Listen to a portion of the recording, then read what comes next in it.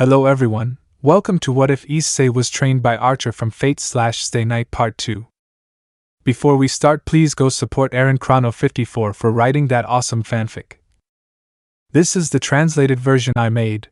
There will be some mistake in character's gender, but of course Issei is a male. Chapter 15. Percy meets the camp. Issei was sitting on the couch in front of Sally and Percy, both of whom were paying attention to the brown-haired boy's words. I'm Hyoudou Issei and I came here to offer Percy a scholarship to Half-Blood School and Camp Half-Blood as well. I say. I'm not interested. Exit. The beautiful, dark-skinned woman had quickly refused when she thought he might be a danger, a kidnapper trying to take her son. Fine, but you should know that your son will be under surveillance, and anything he does is a reason for me or someone else to kill him the moment he steps out of line. I say. The woman and the child became completely desperate when they saw that the brown-haired boy was going to leave after saying that his son could be killed the moment he crossed the line. Little Percy became nervous, thinking that his life was going to be taken in the future when he misbehaved. Are they going to kill me? Percy. No, they won't. Exit. Issei had returned to sit on the sofa while the two were very nervous in front of the boy, who did not hide anything now about the reasons why he had come. Percy Jackson is a demigod and was identified as the son of Poseidon, one of the most troublesome gods you can deal with. I am a hero and my duty is to protect the world and the supernatural. Demigods are people who get out of control because of their divine parents or bad influences, who can also be their divine relatives.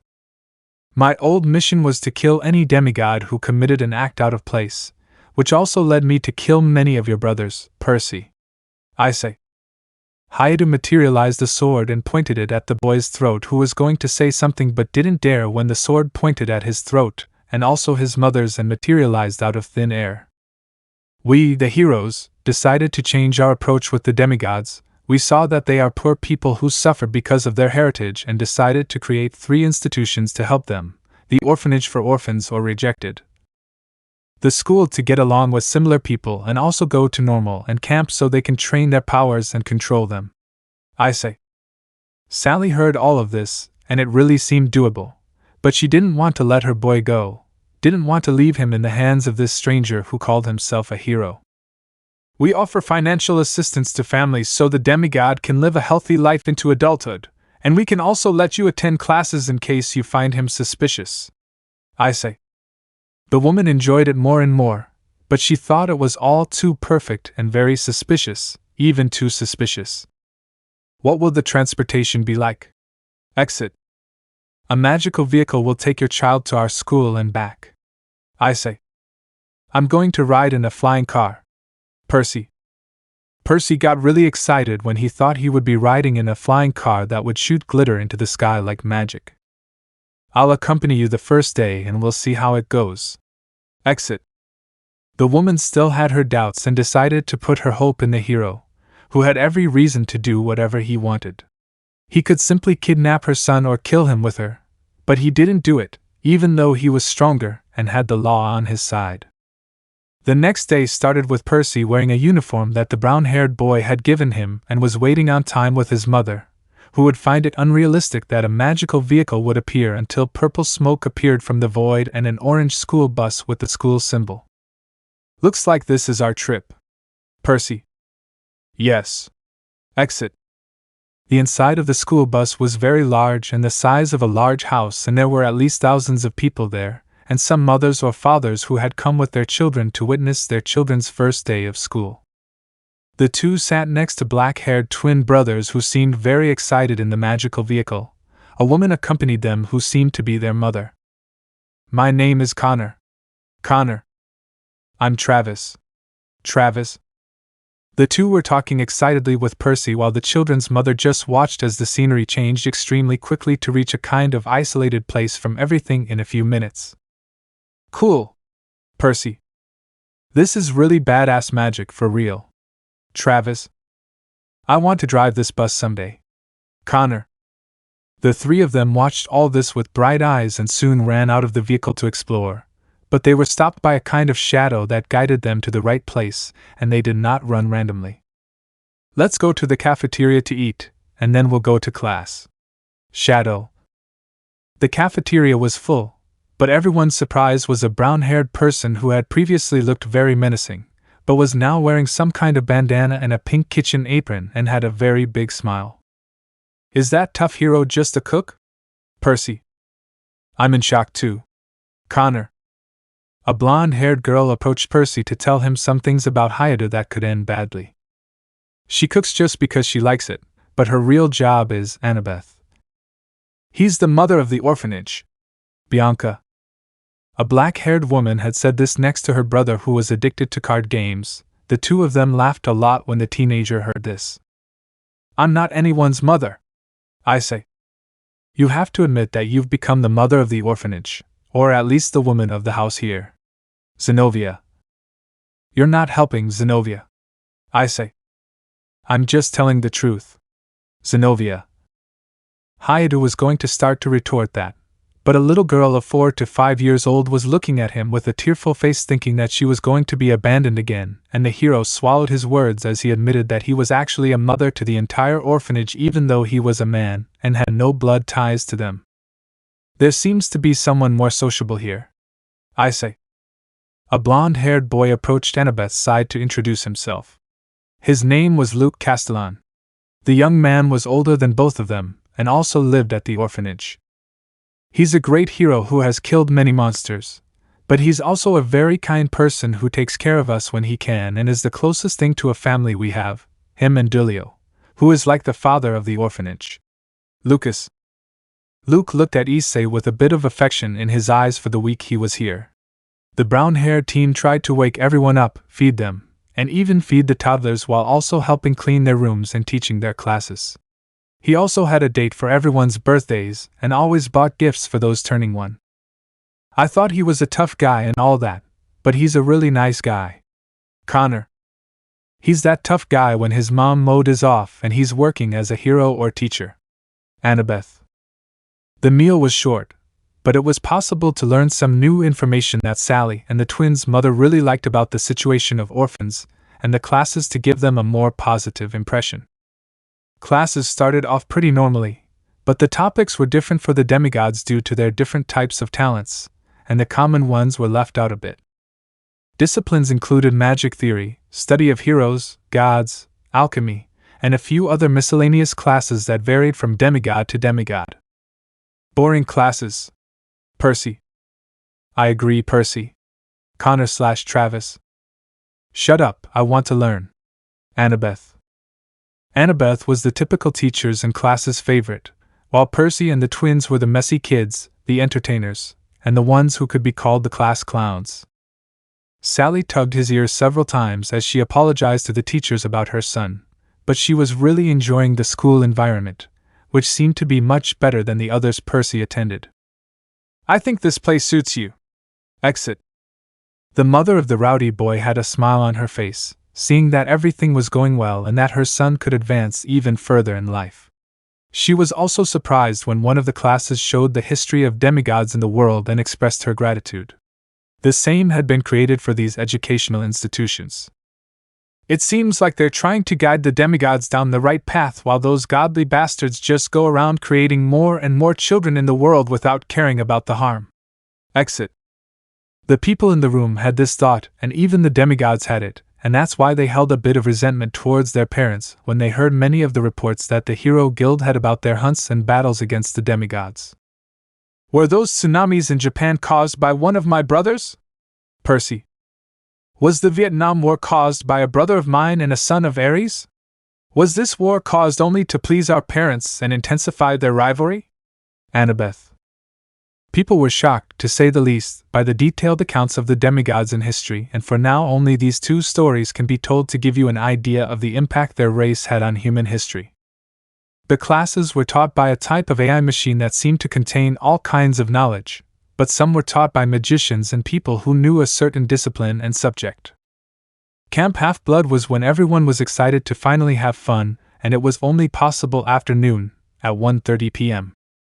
The man in charge was a blond man with red eyes who was waiting for everyone with several weapons on display for them to take. Pick a weapon you like, and our instructors will guide you.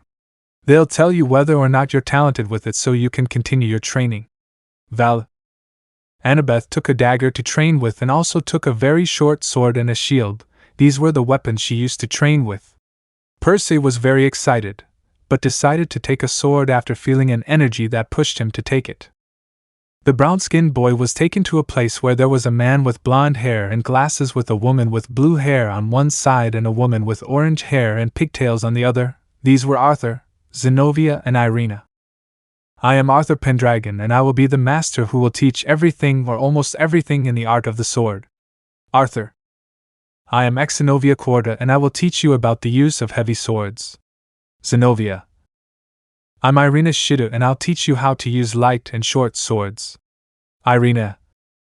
The three swordsman teachers were teaching correctly about the uses of each weapon and separated the group into three so they could enjoy their training even more and be guided for hours. Percy was sweating profusely from his training when he joined Arthur's group, but he was very excited to be able to swing a sword and feel like a hero until he looked at the other groups. Biko, the Yukai, was teaching the students the use of spears and polearms. The Yukai was a person who understood a lot about these types of weapons, while Issei taught about archery, Serorg taught unarmed combat, and Vala taught how to control his divine power, which was a mandatory class for everyone. Azazel was teaching metallurgy to the craft and forging experts. Wukong was acting as a supervisor at the camp so that a certain brown-haired man and a blonde-haired man wouldn't make mistakes. Sally felt that everything was going very well there, and that it was the place for him to grow and develop his gifts after discovering at school that monsters hunted demigods to eat their flesh and evolve into even more powerful creatures through their divine blood. The day ended with Percy very excited and vibrant with energy after having trained hard with his sword and making a small wave that could swallow a plastic cup in the water. The little one felt very happy to see that everything was going well and that he seemed to have found a place. Issei was having dinner apart in a place secluded from everyone at night, while listening to the sound of the fire. He was accompanied by some women who seemed very close to him. This place feels like a dream. Asia. I was an orphan all my life, but now I can do something besides church that makes me happy. Zenobia. I love being a teacher and guiding these children who were thrown into the world by their parents. Irina. I also find my time here very enjoyable, but I can't stay here right away. Issei. There's no way one of the world's greatest heroes would stay still to take care of the children. I think that's why you and Vala couldn't be anything more than supervisors and teachers when the time came. Zenobia. Issei felt very tired of everything he did, but soon he became more excited seeing the children's smiles, the noises they made when they were happier, and also the fact that he wouldn't have to kill them when he grew up. I'm leaving now. I'm going to give you a kiss before we leave for the mission. Issei. Hyoudou gave them each a kiss before leaving, but was soon stopped by some women who wanted to spend time with him as well. You finally had time for something. Akeno. But not much. Issei. Did I mention I love this place? Akeno. Yeah, this place seems to heal your wounds from what you said. Issei. It seems I'm loving one of the men who made this possible even more. Akeno. And why is that? Issei. Hyoudou was leaving when he thought that the feelings of the woman in front of him might be superficial, but he was soon surprised by her response. I no longer feel rejected here, and now I can also see that my father was a good man, and I'm getting closer to him. I'm very grateful that I was given the teaching position at this very good institution. Akeno.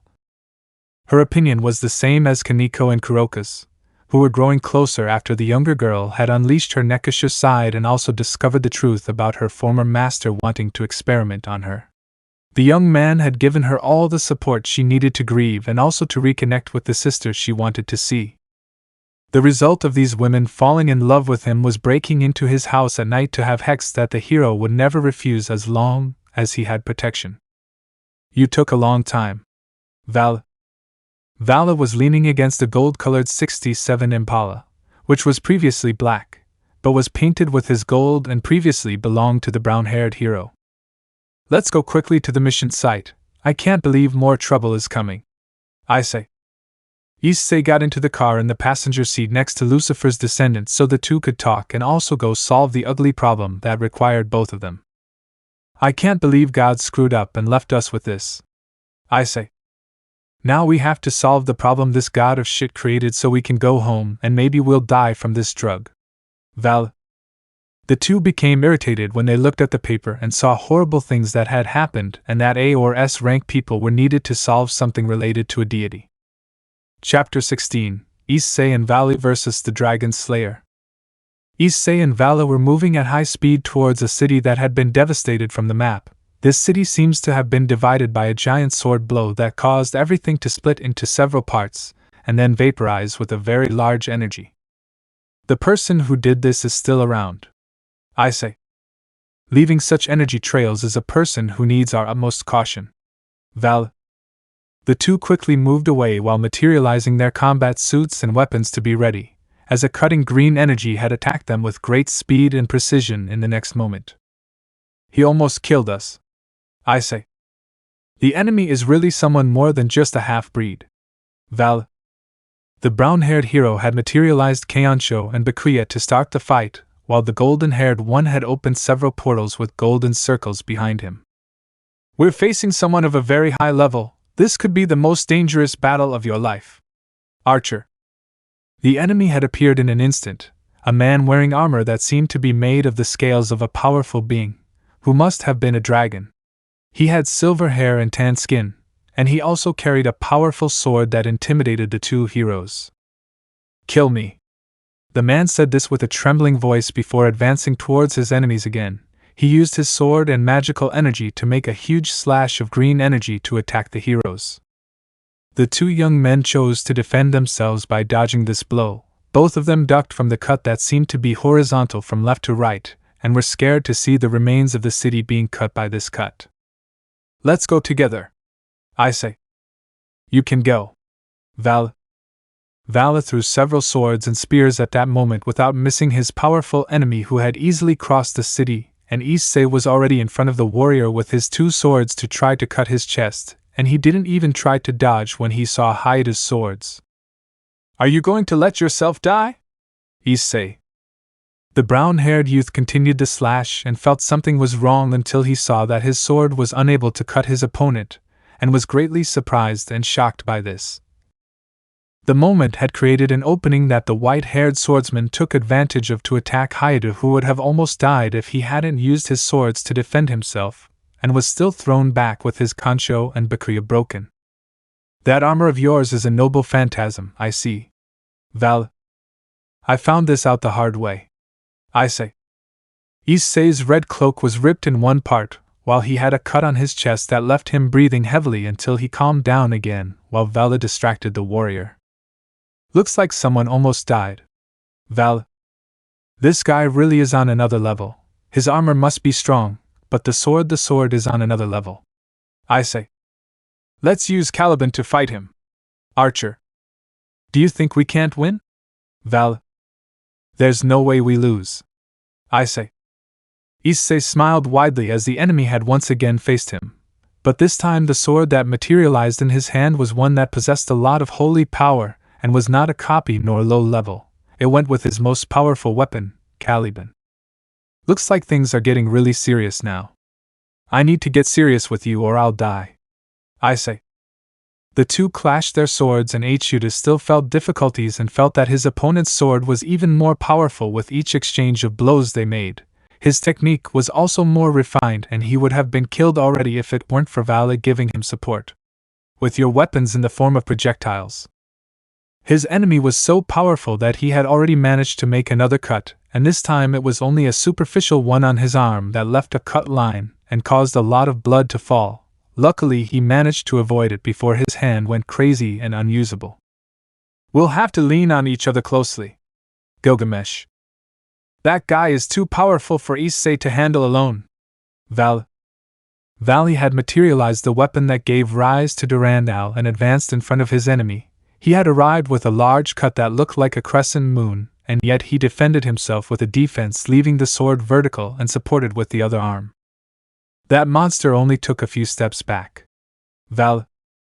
The energy of that powerful warrior was concentrating again, and this time it was at a higher level that made almost all of Japan tremble, and this frightened the two in front of him who raised their guards and defenses. I am the bone of my sword, Issei. Hyoudou had extended his hand forward as his magical power seemed to increase as well and pinned Caliban to the ground. The young man had his instincts at their peak as he ordered himself to defend himself and keep fighting. Steel is body, fire is my blood. Issei. His magical energy was forming a 7-layered defense that looked very much like a pink flower. The enemy's sword in front of him was ready to launch its large-scale and high-powered attack when the defense had already formed in the physical world. Rias. Issei. Ba Meng. Siegfried.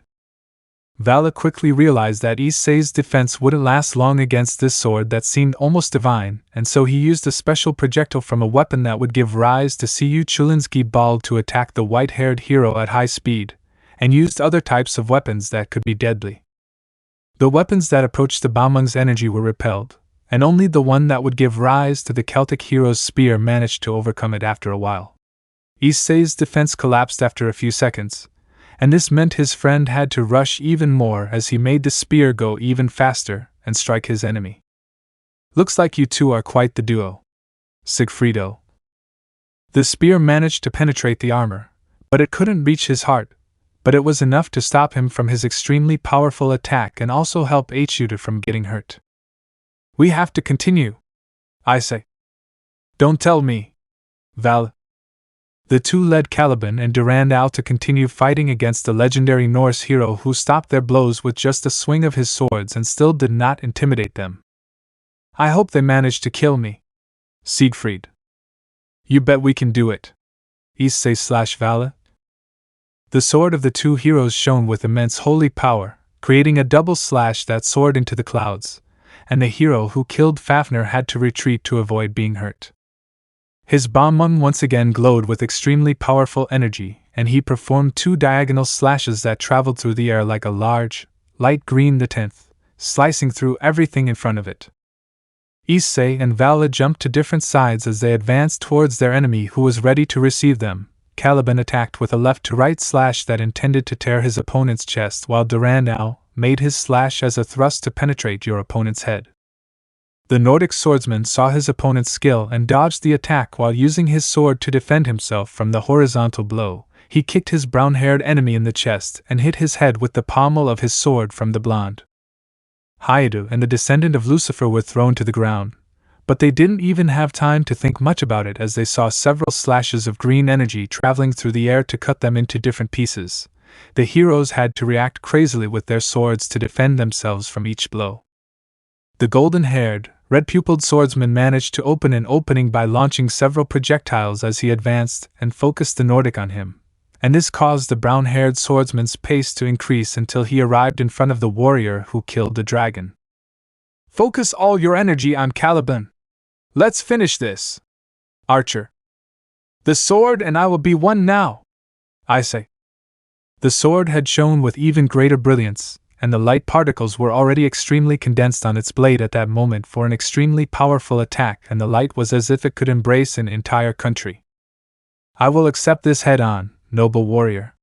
Siegfried. The Baomeng had shown to attack the Hyoudou with equal power, and the two were smiling at the clash of swords that caused the environment for several kilometers to be destroyed and the sky of Japan to be divided between the brilliance of golden light and the brilliance of golden light. Eyes of a greedy dragon. Awesome. Vala used a defensive noble phantasm to defend himself from the explosion that was occurring while waiting for the opportunity to attack his opponent as soon as the clash of energies ended. Hyoudou's full strength was unable to inflict serious damage on his enemy, but he was able to inflict a considerable cut on his chest and deepen the blow Vala had dealt him earlier. Now! Vala. Hundreds of weapons were thrown and that second Siegfried was struck, and this led to his body being hit by at least some of these weapons even with his terrifyingly powerful reflexes, and led him to an extremely complicated position.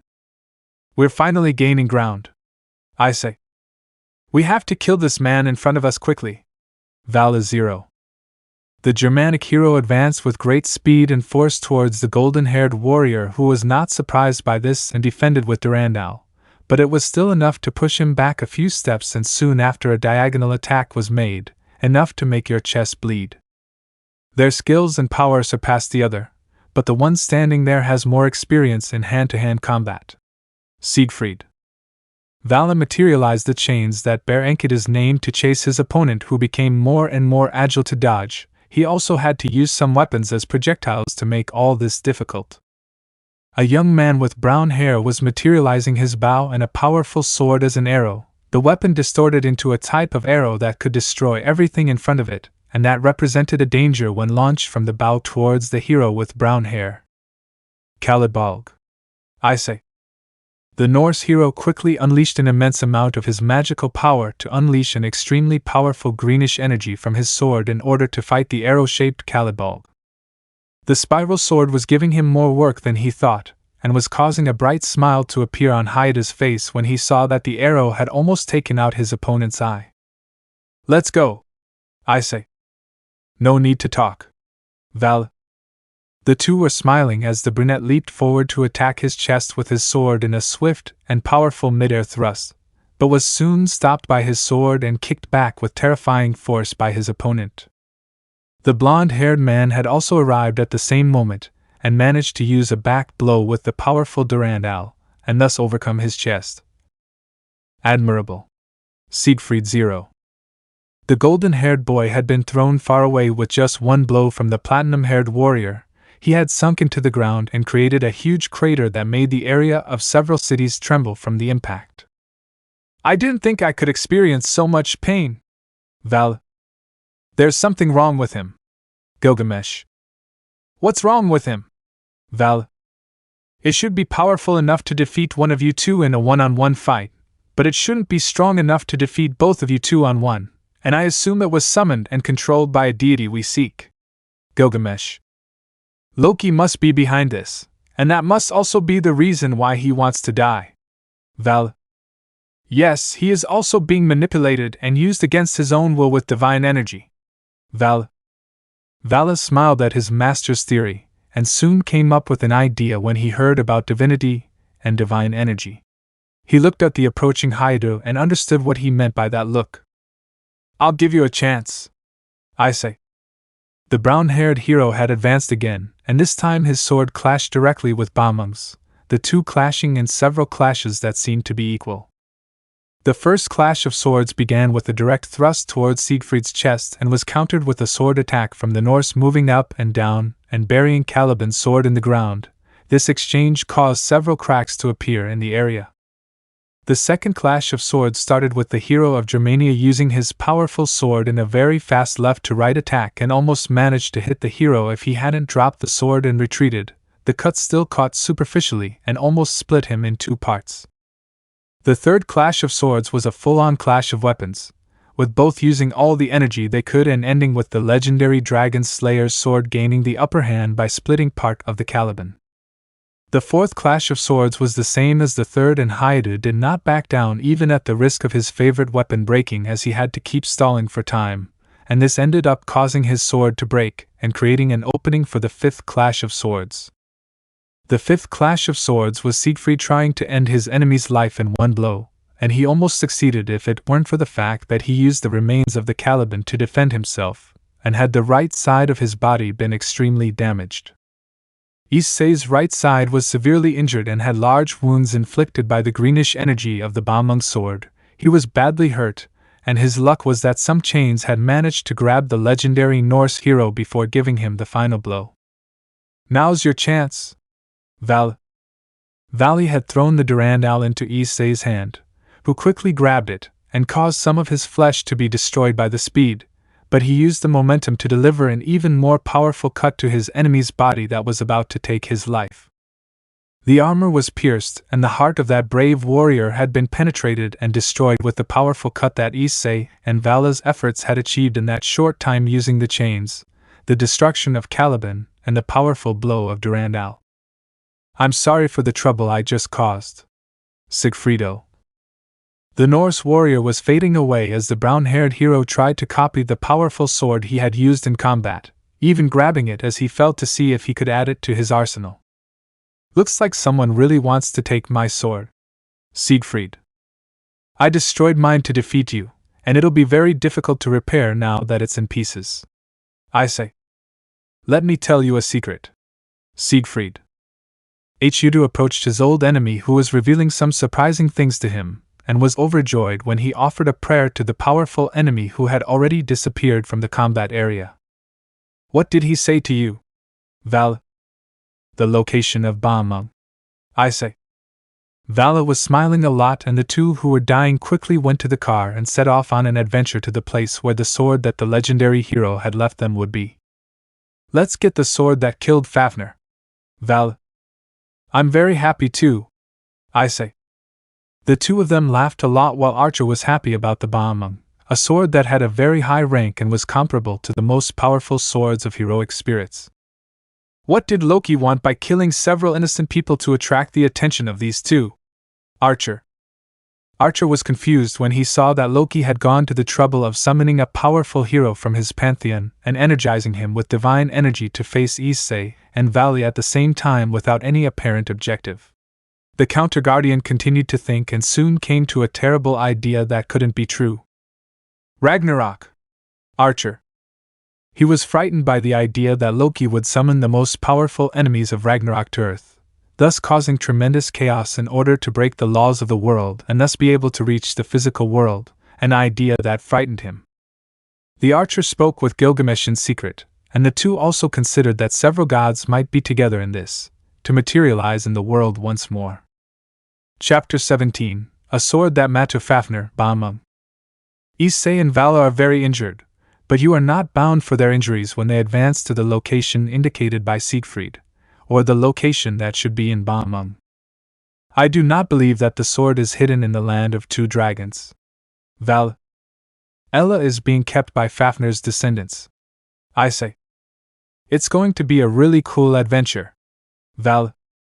People are confused and we only managed to focus on our holidays before going on that adventure. Issei. So it's good. Val. The two of us were surrendering when we entered a separate dimension in Germany. That dimension continued with many dragons in no way, and we were flying with total freedom as the two continued their run at a certain location. The dragons were tempted to eat them when they turned, but were quickly killed by a powerful arrow from Issei, who used Ascalon as a broken phantasm arrow, a dragon slayer arrow.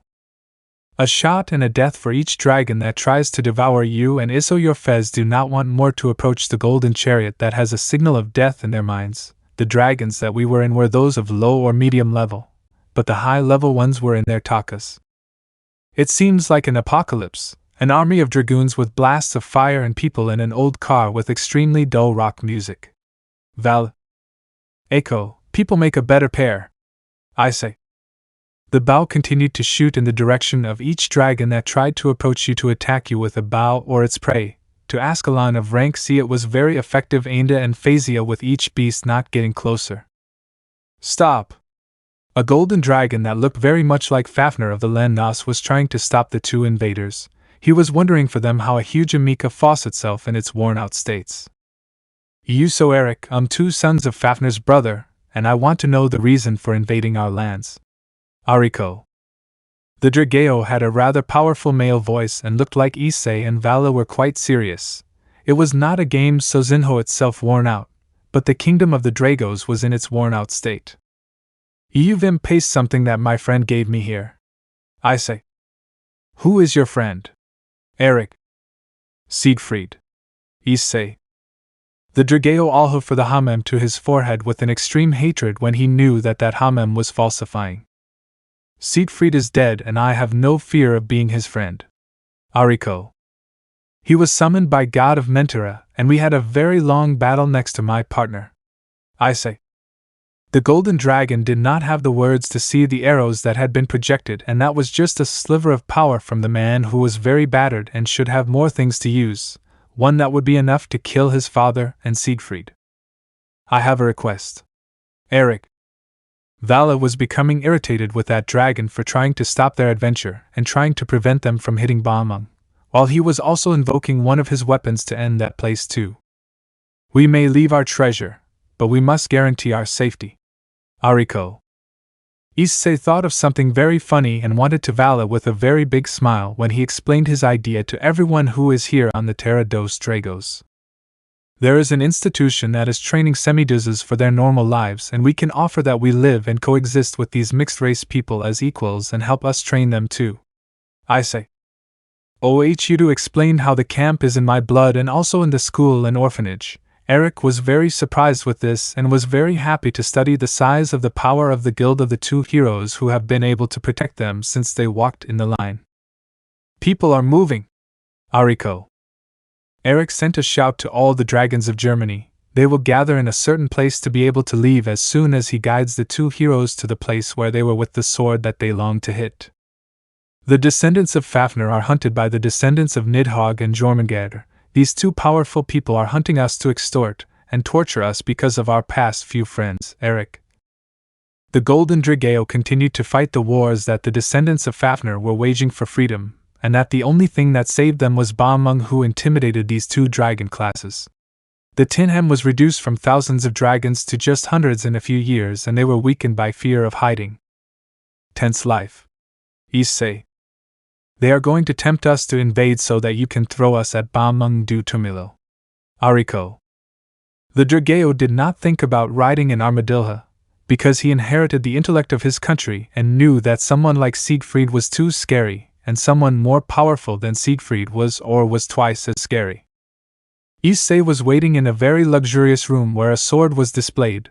That sword was carved in a box that contained the names of Siegfried and his wife, Kriemhild. Vala decided to pray a silent prayer for a few seconds in respect to the precious heroic spirit that has confronted you.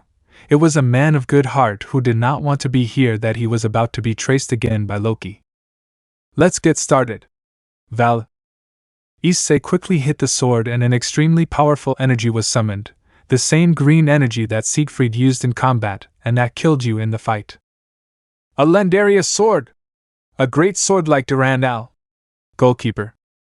I got a really cool sword. I say. Hyoudou armed the Ba Meng in his unlimited blade works just as he had the remains of Caliban to be repaired. Eric was amazed when he saw that the sword had been removed by the long-haired hero, which was something very normal for his friend and rival. I hope you enjoy the best wine and hydromel that Postsem offers us. Val. Of course I fear people. Ariko. A festival has been started between two heroes and hundreds of Dragos. They were entering a food contest, a drinking contest, and at the same time they were singing traditional music. Then the wolves and vampires go hunting when this happens, and they stick to me and they shoot together. I say. Hyoudou was very drunk and did not know what he was saying when he told stories of his adventures and misfortunes in bed too. Has it happened that a descendant of Jormungandr tried to engulf a city and barely got a big birako in his mouth? You have to see that huge dead dragon snake. That thing could eat whole cities in a mouthful. Val. The dragons will look at more and more stories and thank Eric for not having to fight too much against those two heroes who seemed to have scary stories and for telling the final confrontation that they had against Siegfried. That face that killed me and now I'm all melted here. Even Caliban was destroyed by the bomb that left me with his sword. I say. Vose quase I was broken ao male and that irritating armor of Vala. Vala was with his armor destroyed and Issei's clothes were also very much destroyed by the fight. You two looked like luxurious beggars with his expensive and destroyed rags. It is called that time that one of King Yama's two sons sent us to hell and that people had to escape from the base of the bullshit. Val. That day was too tense. I say. Issei and Vala told each other that they had to escape from hell by telling the son of King Yama, who had been very brave with them, because he was receiving many claims from the gods and the logo had left Asura two heroes when they were ready to escape from that place. You are the best friends of my class. Ariko. And people like a lot of you too. I say. Echo that your gold combines very well with my car, you will be honored to rise in the battles now. Val. Issei and Vala are extremely drunk. We were unaware that each moment we continued to drink more and more. Both of them stopped when they heard dozens of dragons roaring and approaching. These dragons have the characteristics that Eric mentioned on the Nidhogg and Jormungandr class. The high-level dragons will not manage to scare those men who will quickly take out their weapons to fight. He was himself wanting to test my weapon. I say. Bora verquem mata maze. Val. Hyoudou retired to Balmung from his reality marble, and the golden-haired hero had materialized dozens of circles to play weapons on each dragon that was approaching to start the kill. The fight had not begun, because only a wanton massacre had taken place with those two monsters maddened by drink. A shot of the proud possessor of Gilgamesh's sacred gear, and a dragon was exploited by a powerful random ghost. A cut from Siegfried's sword and his head separated from his body. The dragons and amigos were screaming with fear when they were trying to escape from those intoxicated monsters that screamed at me and smiled every moment as they continued to kill more and more. Let's drink, Issei/Vala. The dragons of Fafnir's class were roaring with joy when they began to roast the meat of their enemies and eat alongside two heroes. They were returning to the atmosphere of festivities with songs and drinks.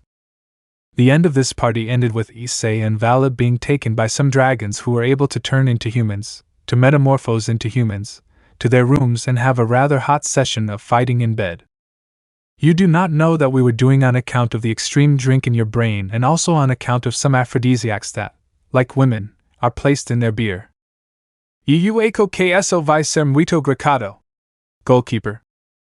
Bet how many women are going to kill them? Gilgamesh. I have absolute certainty disso.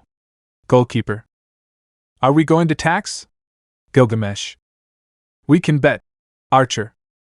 Gilgamesh and Archer were laughing when they thought about the disgrace that their two disciples had to leave the camp with blood on a day of love with all those dragons and with the marks of children. Hyoudou, the descendant of Lucifer, will remember the next day to take a bath and also try to eliminate all women's food and alcohol from their bodies before returning to camp. Bucking hangover. Issei.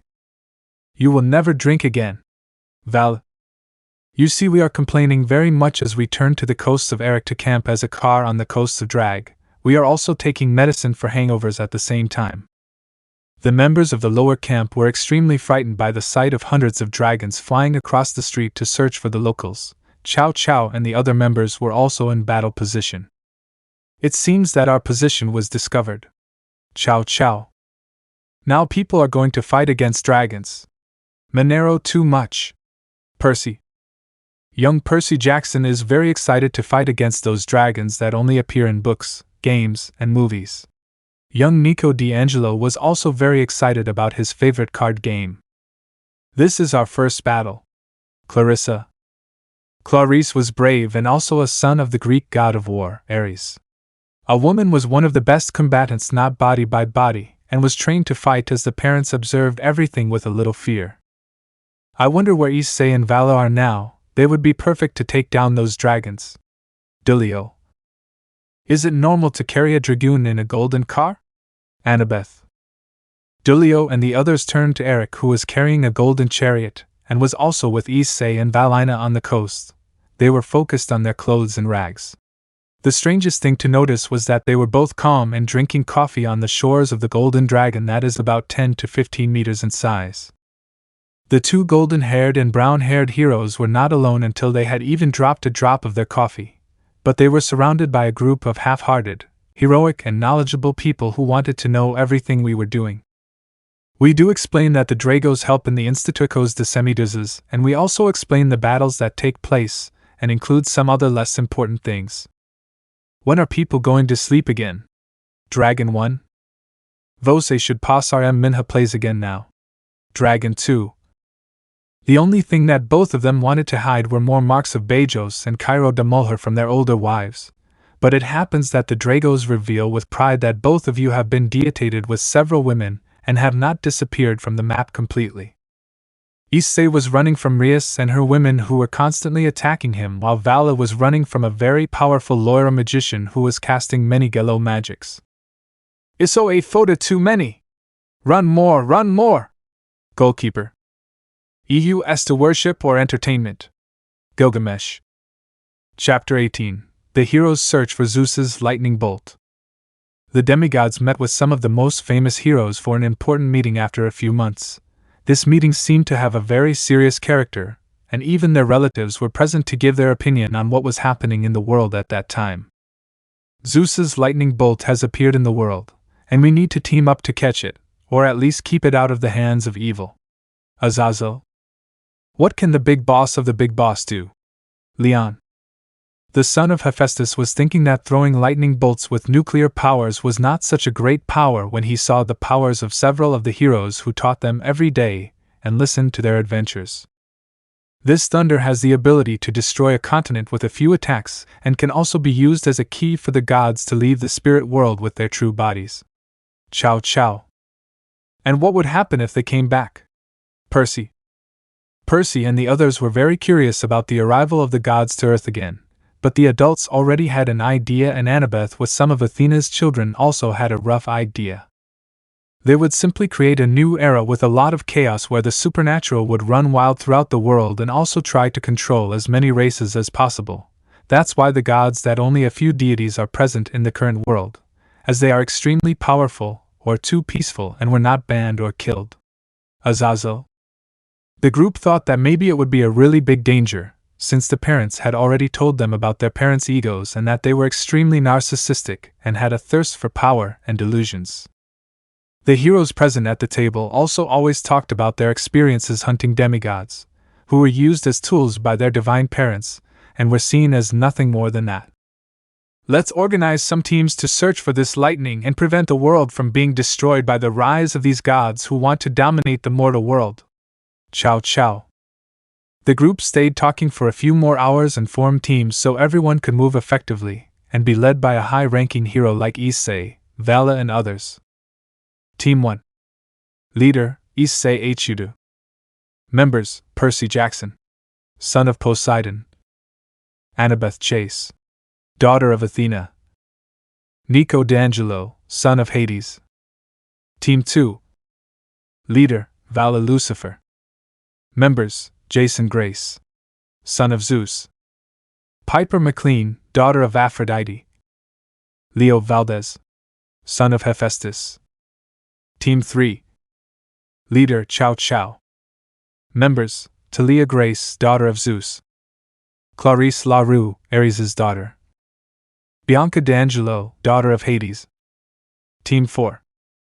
Leader, Serorg Bale. Members, Magnus Chase, son of Fry. Alex Fierro, son of Loki. Lucas Castellano, son of Hermes. Team 5. Leader, Delio Gejaldo. Members, Hazel Levesque, daughter of Hades. Frank Jean, son of Ares. Reina Ramirez, Bellona's daughter.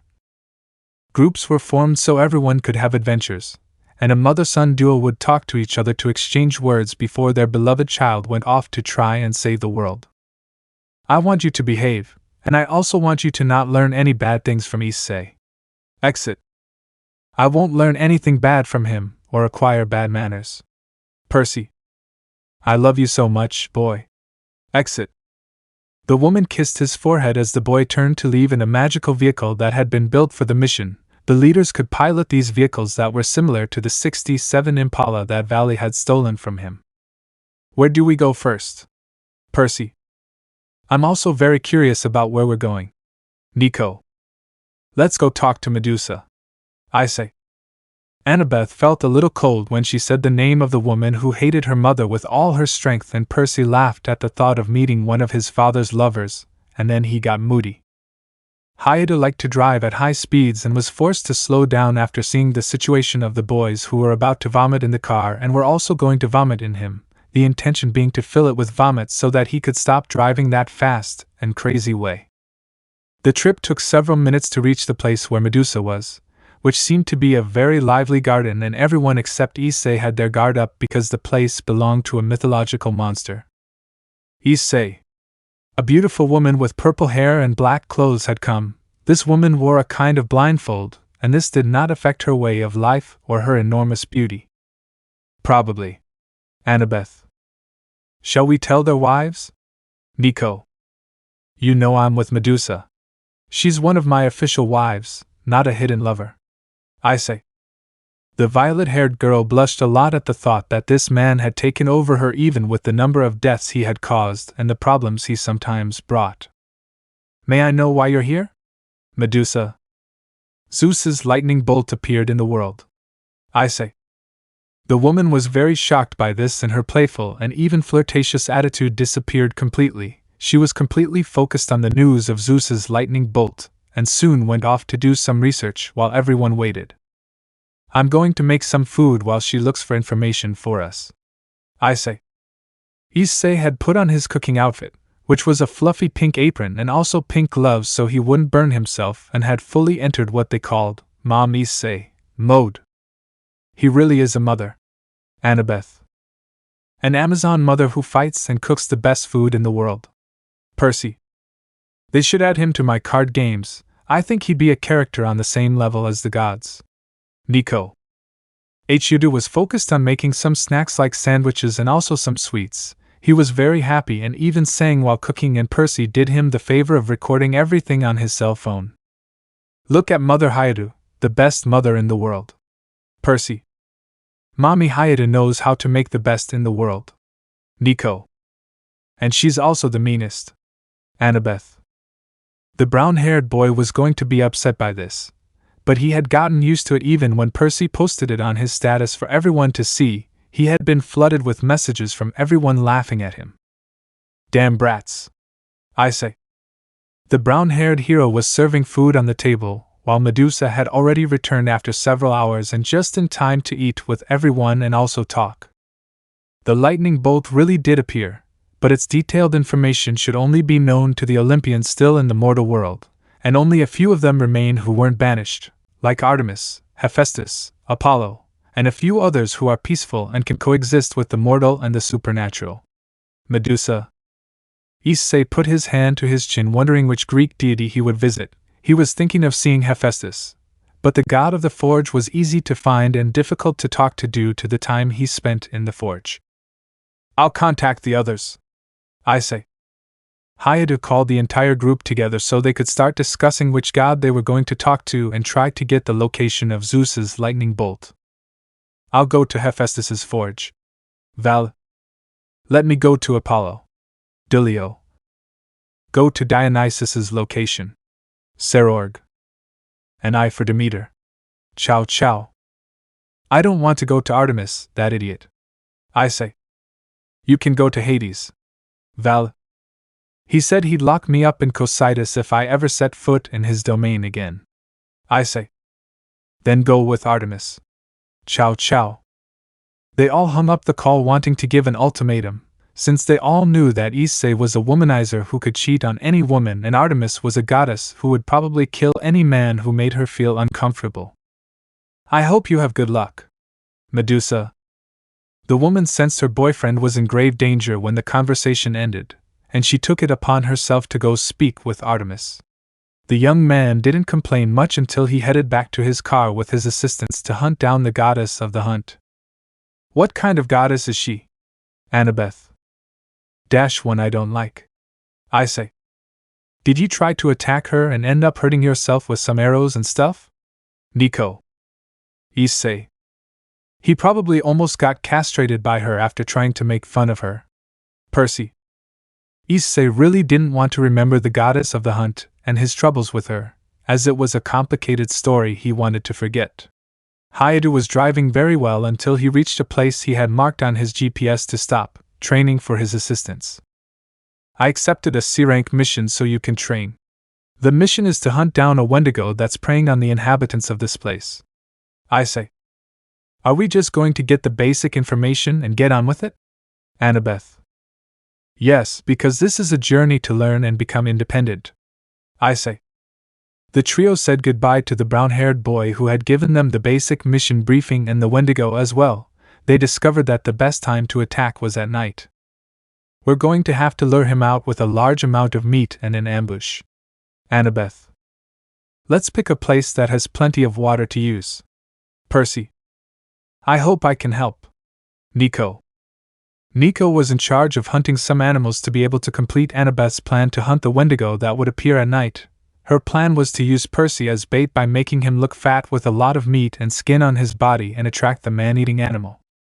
The clothes that made the son of Poseidon look fat had to be removed very quickly in order to fight, and the blonde-haired woman had even set several traps with the tactics she learned at camp. The bait had to pretend to be sleeping while surrounded by lots of food. It looked more like an offering that made the monster drool as it smelled the greasy meat around it. The man-eater couldn't hold back for long as it leaped towards Percy to kill and devour him. The problem for the poor beast was that the daughter of Athena had created a suit of armor that moved a powerful and strong trunk at great speed towards the beast's chest. What a smelly thing. Percy. The beast had only been shocked and slightly injured by its snout at high speed, but that did not stop it from advancing toward its victim, who was in a combat stance, holding a sword in one hand to defend himself. The Wendigo was 8 feet tall, had sharp claws, and a skull on its face with horns growing out of it. It only growled and could not speak standard human language or any language. The monster of Native American folklore had advanced with a swipe of its sharp right claw to slash at the Greek demigod of the seas, who had dodged and didn't even see that powerful attack had the strength to split a tree in half instantly. How fast? Percy. The boy had advanced with his sword after crouching and attacked with his sword with a horizontal slash to open a wound in its belly, but the failure was marked when the monster's leg moved like a whip and kicked him. I don't have the reflexes to beat this monster. Percy.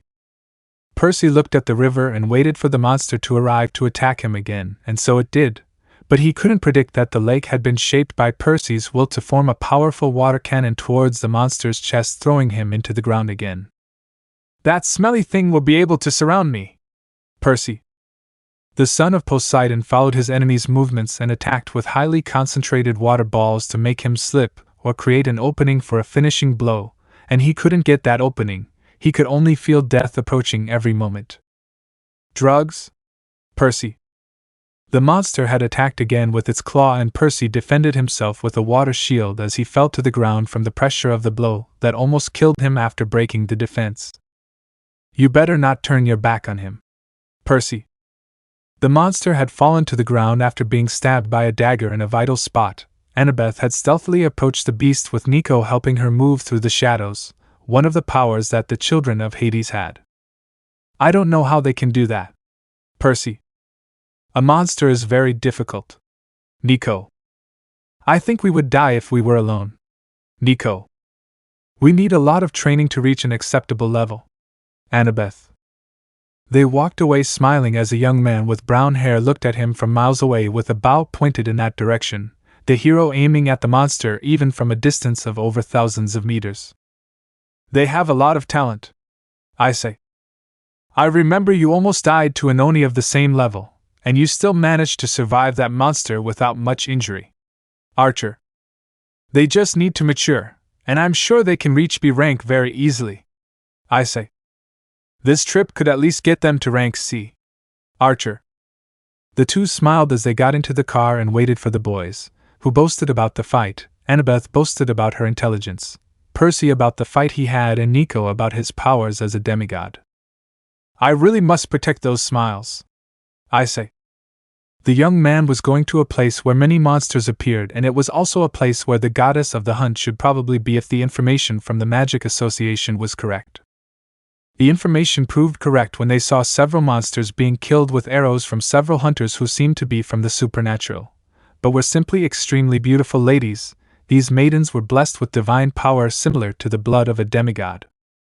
The brown-haired hero got out of the car and was soon showered with arrows. The hunters looked at him with great contempt, and also with faces of hatred for some hidden story. Issei. A beautiful woman who looked to be in her 20s had appeared. This beautiful hunter had white hair and a very powerful and sharp gaze, one that made Hyoudou feel his entire skin shiver and cold. Hello, Artemis. I say. It's very bold of you to appear before me again. Artemis. I'm very daring, Issei. The hero didn't dare to play anymore when the divine huntress pulled the string of her bow and shot an arrow towards his chest. Fortunately, he had dodged it very quickly. I want to know about Zeus's lightning bolt. I say. The hunter now knew that he had come with a good reason to visit her, and it was not because of any mischief or plan he had made to annoy her. My father's lightning bolt is probably in his temple in Greece. My brother must know more. Artemis. Are you going to give me the information that easily? I say. I like the state of the world, and your service as a hero as well. I wouldn't want the world to undergo a great change due to the selfish desires of divine beings. Artemis. Hyoudou sent a message to Diulio to look into this about Apollo, since the angel was in Greece and also in the place where he had the most important information about lightning. Several hours passed until Gesualdo returned to say that the sun god had told him the place where the lightning had emerged from. It was in the castle of Hades and guarded by the lord of the underworld. Looks like it's time to go. I say. Wait a moment. Artemis. The woman grabbed the boy by the sleeve and even surprised him by saying a few words she had once said to him the day they met on an extremely dangerous hunt against a Nemean lion. Do you know that your path will only bring you death? It would be much better if you left all this at once and came with me and rested. Artemis. I know very well that I won't have a happy ending, and I know very well that I could die in a few years or even tomorrow, but the path I follow is one I do with conviction, and I'd rather live a few days with him than thousands of years without him. I say. Hyoudou just said goodbye to the woman who loved hunting and lived for it with a smile and a thumbs up in gratitude, which made him dislike that man even more. How can this womanizer give so much of himself for others and want nothing? How can he be happy despite knowing that death could come tomorrow or the day after? But it will definitely come. Artemis. Artemis and Issei had only spent a week together, but that was a magical week for the goddess who had completely changed her opinion on some men and also began to love and hate one of them. An image that always remained etched in her mind at dusk was him smiling innocently as the two of them talked alone under the glow of the full moon, a conversation she herself wanted to last for eternity, just as she was smiling while talking to a mortal and a man. Chapter 19: Arrival in the Underworld. Issei and everyone else were in the car as they drove towards Los Angeles, the place where the entrance to the underworld was and one of the places where Hyoudou had picked up Nico and Bianca, who were delivered by Hades. You'll have to make do in the underworld. I say. I don't think you can go in there. Annabeth. My father banished him and Vala for wreaking havoc in the underworld after escaping from the Japanese underworld. Nico. I wasn't going to stay quiet in hell, I had to get out of there somehow. I say. But there was no need to cause all that destruction. Nico. The young hero just laughed as he recalled the time he escaped from hell and said that Nico would be his guide through hell. What is Hades like? Percy. He's a father who has many obligations as god of the underworld, and that's why he can't take care of us, but he always tries to make time for us and comes to visit us even when we're at Camp Half-Blood. My old man is very busy with his obligations and almost never has time for anyone, but it's a job he can't and shouldn't give up. Nico. Annabeth and Percy were a little jealous of Nico and Bianca, since they both had a divine father who called them, and was not like theirs who had never appeared and only appeared when he needed a favor done by one of them. Hades is a neutral god who is neither good nor evil. His judgment comes with impartiality, and he is someone known for being extremely fair even with his enemies. Issei. Why didn't our parents ever come to see us? Can't they? Percy. I have the same doubt. Annabeth. They made you, and they can certainly see you and communicate with you through various means, and some of them are dreams, avatars, or temporary manifestations in the mortal world, but they didn't make any of those. Issei. My father uses the method of temporal manifestations and dreams to see me and my sisters, that's why I can say he's green. Nico. Hades might still have his real body, but he himself explained that those gods who existed in spirit could also do the same thing he did and simply couldn't bring their bodies into the real world the way he could. Young Nico and Bianca had also met Hazel and got along very well with their half-sister, happy to have another member in the family. I hope you stay safe in the underworld. Issei. Hyoudou was smiling at them as they got out of the car and headed to one of the secret entrances to the underworld. The young hero had to say goodbye to both of them because he couldn't go to the same place. Now it's your turn. Issei. The trio became nervous when they thought they would be going to the underworld alone. The only one of the trio who was more normal was Nico, and he still felt a little nervous about being on an official mission and the responsibility he had to get Zeus's lightning and prevent the fallen gods from entering the mortal world. A man could be seen wearing a black Italian suit. He was wearing sunglasses and he was on top of a ferry waiting for visitors from the underworld this time, and he was surprised to see a young man with black hair whom he knew very well. Looks like young Nico needs to find his father. Let's go soon. Sharon. Sharon was quick to take the trio when he saw that his boss's son was going to visit his father and was eager to get to work while thinking of some ideas to get a raise while sailing down the river Styx in his special little wooden boat. Is there any way your father could give me a raise? I'd really like to get one after thousands of years of living on the same salary and scraps I'm receiving. Sharon. Nico D'Angelo was ignoring that guy because he already knew what he looked like and Percy thought he was like a slave for working, and it was his biggest mistake by doing that. You can let me tell the Lord of the Underworld about your increase. Percy. I recommend that you don't do that. Nico. I think Percy is attracted to death. Annabeth. Percy's two companions thought that this would not end well due to the personality of the Lord of the Underworld that Nico had described. Poseidon's offspring could end very badly if it continued like this. I have faith that my raise will come as soon as you say so, thank you very much. Karen. The ferryman was singing a horrible song to everyone due to his excitement, and made the trio's ears hurt with a song that was torture to humans and demigods. You had to open your mouth, Percy. Nico/Annabeth. The two of them muttered this in their minds as they wished more than anything for the ship to reach the other side so they could go to Hades' castle and get rid of this torment they were suffering. Karen's boat had reached the main gate of the underworld after several minutes, and when the young people almost entered a state of madness since the ferryman's music sounded very much like a horror song that Lovecraft's creatures were supposed to sing and that were beyond human understanding. He always comes back. Sharon. The boys and girl left the boat feeling weak. They were faint of heart, and trembled at the thought of staying a little longer in this place. Then they left very quickly so they wouldn't have to hear this man's screams. They sang a farewell song. Now it's time for us to find the three-headed dog. I hope we can get past him quickly. Annabeth.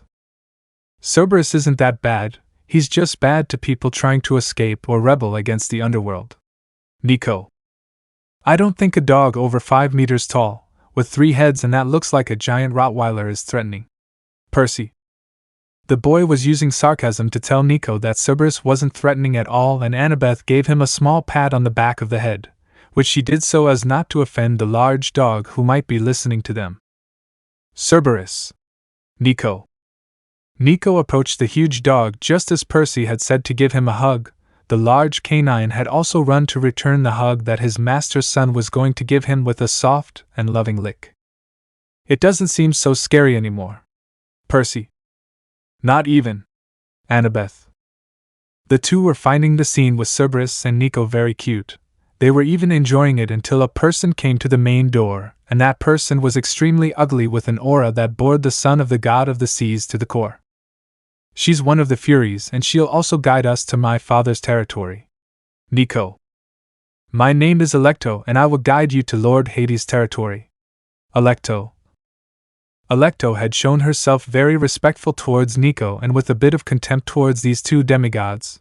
Their walk was taking a long time due to how large the underworld was, and that's why they had to take a type of car made in that place to move around, or it would take several days to reach the castle of the king of the underworld, Hades. Nico was already used to the black vehicle and the roads, but the others weren't. I can see the punishment fields. Percy. Percy was looking at a distant place that was filled with people screaming and writhing in pain. These people were writhing to the max, and in his mind he could say that he managed to see hell with his own eyes while he trembled at the thought of being there. I'm looking at Elysium. Annabeth.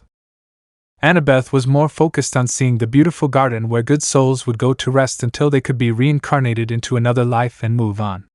She really wanted to go to that place when her time came. That's it, Percy. The demigod of the sea was looking at a place that emanated a terrifying energy in its body. Annabeth was also trembling a lot when thinking about that place that the two had observed. That's Tartarus. Nico. Nico D'Angelo also had the same reaction when he was in the underworld after his mother died and was taken to stay with his father, or rather, with his father's servants. Hades didn't have time to rest and take care of his children much, but he tried to see them at least 10 minutes every 3 days, and even a few times more. We're here. Alecto. The two Greek demigods were amazed upon seeing it for the first time. the son of Hades, was very proud of his father's construction and puffed out his chest with great pride because of him. Let's go in. Nico, the demigod of the god who ruled the underworld, was very excited as he led them to the room where his father should be. But he didn't even need that. At that moment they were taken by force by someone very powerful, and that person was actually who they were looking for, seeing the loving look he gave to Nico, and the look as if it were the flames of hell for the others. We pay our respects to the Lord of the Underworld, Hades. Annabeth. I pay my respects to the Lord of the Underworld, Hades. Percy. Percy really wished he didn't have to do this, but he did because Issei, Annabeth, and Nico reminded him that he should demonstrate proper formalities in front of a god, and in front of Hades it was even more important. I think you're here for my damn brother, a mission sent to you by that little brown-haired playboy. Hell. Did you know Issei besides fighting? Percy. I knew him very well from his exploits in the world out there. This guy and his organization are doing good for the underworld of various pantheons by controlling the deaths caused by the supernatural and balancing it like pest control agents. Hell. Hades was explaining what the world was like before the Heroes Guild emerged, and that every day there were many deaths for each pantheon to catch, and sometimes there were millions due to the lack of control. Don't you resent him? Annabeth. That was just a facade to keep peace with the gods of other pantheons, and those who live in the spiritual plane. The deities who live in the mortal world actually like him and his heroes for maintaining the balance between the mortal and the supernatural. Hell. And his slaughter of the demigods? Percy. Most of the dead demigods were beyond salvation, and we must also remember that they were disowned by their parents, or even abandoned by the mortal and immortal sides to go mad. Those poor children were merely tools for those who wished to break free from the spirit world, and thus rule the world once more in the age of the gods. Hell. Hades explained once again about the gods of the spirit world, who were gods whose bodies were destroyed or were banished from the physical world because they were too troublesome to deal with. I think they're trying to escape by using lightning to create a rift and force some of the gods to escape. Hell. Hades liked his brothers, but he did not want them in the mortal world with their divine bodies, because he knew how arrogant and haughty they were to want to rule the world once again and start a new era of chaos. Tell Issei I have the lightning and that it's in good hands. Hell. The god of the underworld gave Nico one last look before waving his hands and teleporting them all out of the underworld. They were on some kind of beach with 0 people for some reason. Looks like I found some disgusting half-breeds who rebelled against their parents' will. This is my lucky day. A man whose skin or part of his body could not be seen had arrived. This person had a very strong energy that could only be described as divine, and he held a fiery sword in his hands while his eyes glowed an extremely sinister and blood-like red. This guy is Percy. It shouldn't be possible for him to be here. Annabeth. It seems some of them have already managed to return, and the lightning was merely a distraction to help them escape the spirit world. Nico. Nico knew his father shouldn't have predicted that a god had returned from the spirit world, because he had the lightning in his hands and wouldn't risk the balance he valued so much just to bring back troublesome deities with their real bodies. It's time to kill you. The unknown deity belonging to the Greek pantheon was making his fiery sword even more powerful and with more scorching heat before launching a powerful wave of fire towards those boys brandishing that enormous sword that seemed to have been made in hell itself.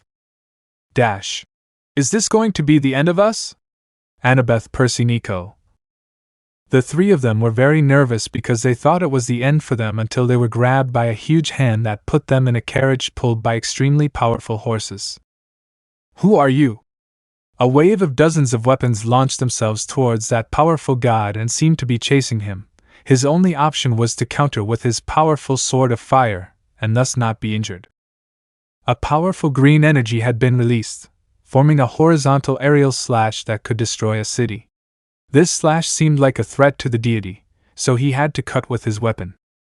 A wave of flames even more intense than those summoned by that god had been created. This wave of flames had arrived with a powerful thrust towards the direction where there was an opening in the armor, and made him take a few steps back with it, and even touch his knee on the ground. They are Percy. Percy was looking at a brown-haired man wearing black clothes and a red cape that he knew very well, This person was using a sword that emanated a powerful greenish energy that he had attacked previously. Issei. Percy. It's not just him. Annabeth. The woman noticed that in the carriage there was a man with black hair and a very strong body that she knew very well. The clothes he was wearing were also black and red royal clothes that only belonged to a king. Serorg. Annabeth. Don't forget them too. Nico. The trio had paid attention to a black-haired man who had arrived for battle. This man was using a spear with black clothes and parts of a golden armor. Chow Chow had appeared to fight, and another hero with golden hair and armor like gold had arrived while manifesting several portals behind him, and holding a sword that made EA feel the deepest terror. Vala is here to fight too. Percy. The young man was placed on the ground by Serorg as the four heroes joined forces to face that deity with red armor, and an extremely terrifying and brutal gaze. I hope you're ready to die once more, Ares. Val. Insolent. Ares. The battlefield was divided between four powerful heroes of the modern age with smiles on their faces against a god of war from the Greek pantheon who had returned to the mortal world. Chapter 20. Heroes vs. God of War. Issei was the first to act with the Balmung held in both hands. He had advanced with an incredible jump and great speed, concentrating his magical power on the sword and making a horizontal cut that would try to open the part where the deity's stomach was. Vala was summoning a dome of magic circles around the god of war to launch golden chains towards him in order to trap him, while Serorg advanced with his mighty chariot to charge headlong at Ares. Idiots. Ares. The flame sword was brandished once to repel Balmung's slash, and he summoned protective energy with his other hand to repel the golden hero's chains, as he let the chariot strike him with all its power. You'll pay dearly if you underestimate me. Serorg. The chariot knocked the great Ares back 5 steps and he was soon stunned. This stun was enough for a certain spearman to attack him with his powerful flames from behind and make a hole in his armor, and wound his flesh superficially. Annoying heroes. Ares.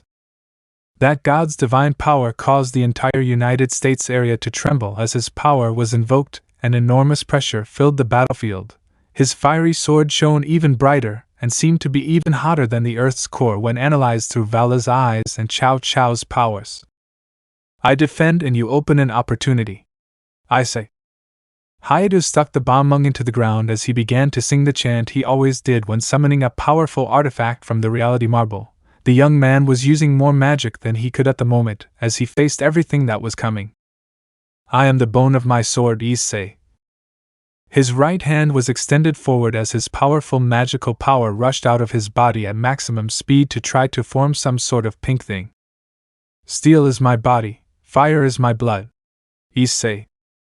Her magical energy was materializing into a flower petal-shaped shield, which was very beautiful and had 7 layers of defense, as it was fully formed and materialized in the physical world. Rias. I say. The fire sword completely collided with the 7-layered magic shield and managed to pierce through the first layer very easily. The second to 4th layer only took 2 seconds, while the 5th layer took 5 seconds to pierce through and the 6th layer took 10 seconds. The flames that exploded when trying to break the shield were very powerful. These flames would spread across half of America if it weren't for the magical barrier they made beforehand, and they also prevented Vala and the others from attacking due to the enormous power that ended any attack. He'll die if he continues to defend himself, so we must support him. Gilgamesh. Support is already coming. Vala and Chow Chow entered Serorg's carriage that was moving at full speed. The lightning and the speed made the flames clash so they could advance further and further. This looks like a battle I only see in games. Nico. I'm thinking the same thing. Percy.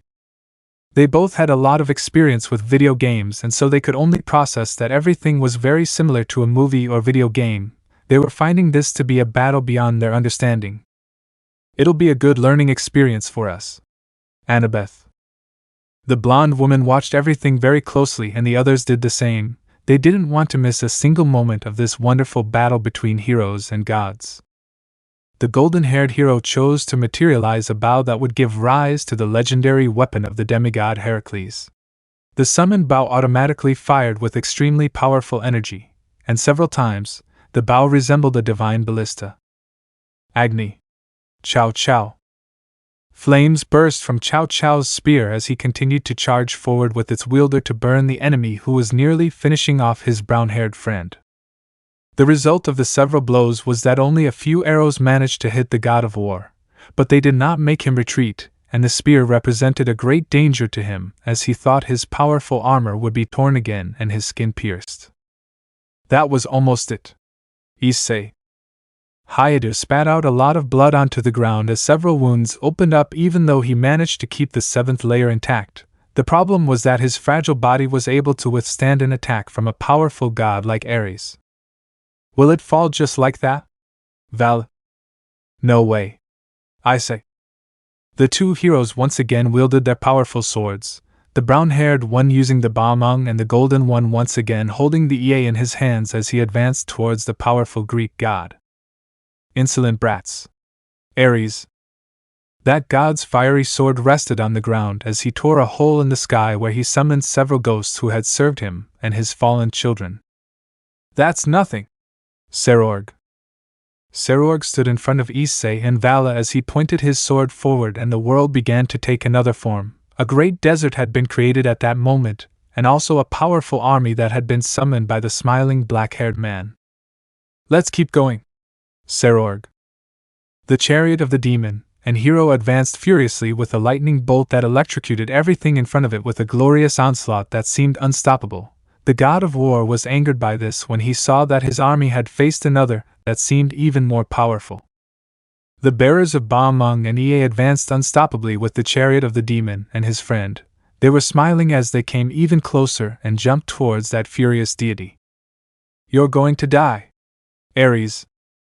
The first blow was from the mighty deity who had tried to crush them all with a powerful strike from top to bottom and engulfing everything in flames. But this time it was Vala's turn to summon a powerful shield to defend himself and the others as they continued to advance. The second blow came from Issei, who had concentrated his strength on his sword and made a long-distance cut that went to the divine being's chest, which he defended using his arm, and it wasn't very good. The armor on his arm had been cut, and the hand had been considerably injured. The third blow was from Ares, and now he placed his hand on the ground so that souls would come out of it too, and he tried to grab the two heroes who just smiled as they jumped into the air and stood there with the support of magic circles, and also when a friend with a golden spear purged them with a blow from his powerful flaming spear. The fourth blow was with Ie attacking as if it were a spear to stab the mighty god, who took a few steps back and was soon hit again with another blow from the strange sword.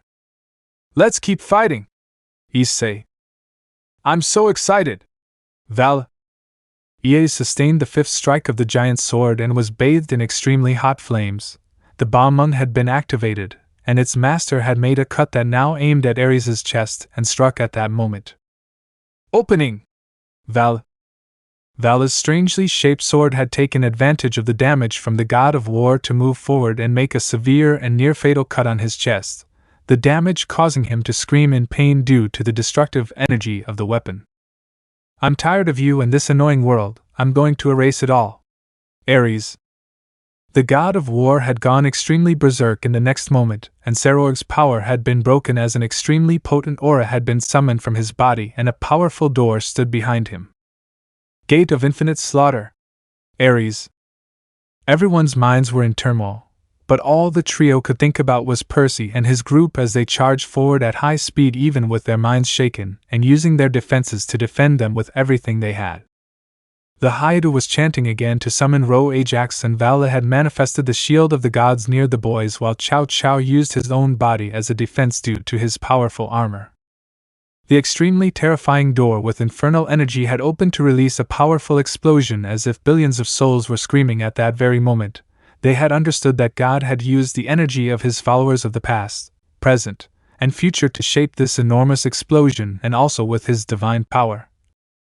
A destruction caused by mortals and immortals. Serorg tried to get as far as possible with his carriage while Vala and Issei focused only on defense, and Chow Chow continued to hug the trio to defend them with the powers of his armor, which had incredible defense.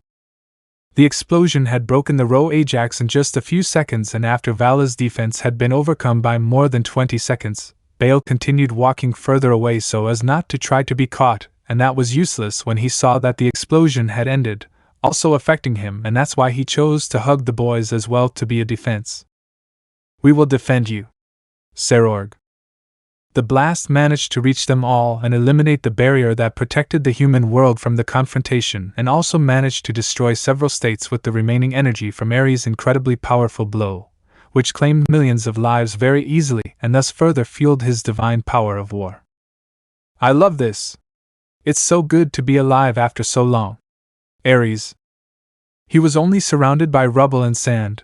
The god could only see destruction until several minutes passed, and some people were getting up again, and they were a group of annoying heroes that he thought he had killed. Issei, Serorg, Vala and Cao Cao were barely standing and were about to go to the underworld, but they were still glad when they saw the trio who had just fainted and were fine and were still facing that powerful god who had killed many people with that one blow. Unlimited blade jobs. Issei. The Hyoudou right on the ground was performing the incantation to summon his reality marble to face the god of war. A world of infinite swords had been made reality, and now all the swords pointed at that powerful enemy that largely escaped the understanding of mortals. "I hope you can help me kill this evil deity Brahma." Cao Cao. The Lancer had summoned a different noble phantasm that had been used as a powerful projectile towards Ares, who was being suppressed by the reality marble and also by this powerful weapon. "I'm going to kill you. I'll take your lives and your companions' lives from time to time." Ares. The Greek deity was suffering many injuries due to the infinite swords coming towards him and also to deal with the Brahmastra thrown at Cao Cao. He could not deal with both, and that's why he ended up badly injured before putting his knee on the ground again. Carnif Gate. Ares. Ares was stopped when he saw a golden-haired, red-eyed hero looking in his direction. He was barely standing, but the energy contained in his sword was too terrifying, and he was very close to him thanks to a powerful demon who had saved one of his remaining horses to bring him closer to the deity. Enuma Elish. Val. The most powerful attack from Vala and Gilgamesh's arsenal had been launched towards that deity, causing her to despair greatly as she was hit squarely by this blow that contained absolute power of creation and destruction, and could only curse as she was swallowed by such a technique. The power of Enuma Elish was unstoppable and could not be defended. It could only erase all the enemies the user wanted, and even the earth if the user wanted it erased with such power. "We won!" Val. The golden-haired hero fell to the ground after using all his power, and EA dematerialized. Cao Cao and Serorg also fell to the ground after that, and the only one left standing was Issei for not letting himself fall even though he had exceeded his limit. "Let's go home." Issei. Hyoudou thought about taking everyone home, but the single step he took was enough to make him fall to the ground and also close his eyes due to injuries, extreme fatigue and several factors. "You did well, Archer." Archer was extremely proud of his student when he saw that they had been able to defeat that deity who intended to bring about a new era of gods. The death of millions of people was not something that could be changed. Chapter 21. After the fight against Ares. The heroes were resting in their beds and were under constant treatment by machines and magicians. Their condition was very critical and they had not even regained consciousness, to tell the truth. None of the four were in stable condition. They had several broken bones, severely damaged internal organs, and a host of other problems such as extreme burns, overload, etc. This time they almost committed suicide. The person who had spoken was a beautiful white-haired woman who looked at those heroes with enormous admiration for fighting a deity, and still defeating him in a fight. "They're strong and stubborn. I think they'll only stop visiting the hospital when they die." Laughs. "I think there'll be a lot of work when they reach my kingdom. I hope they stay alive for a long time and even become immortal. I don't want any trouble in the world of the dead." Hell. Hades was also in his place as his speech had made everyone present smile. They were happy to hear this from a great god like the king of the underworld. More than 10 states in the United States were destroyed, and at least 30 states were affected, both slightly and severely, and the fighting was very intense. Akeno. The supernatural will have to be revealed after this so we can control the situation. We can't blame one disaster when there's another fight against a divine being. Laughs.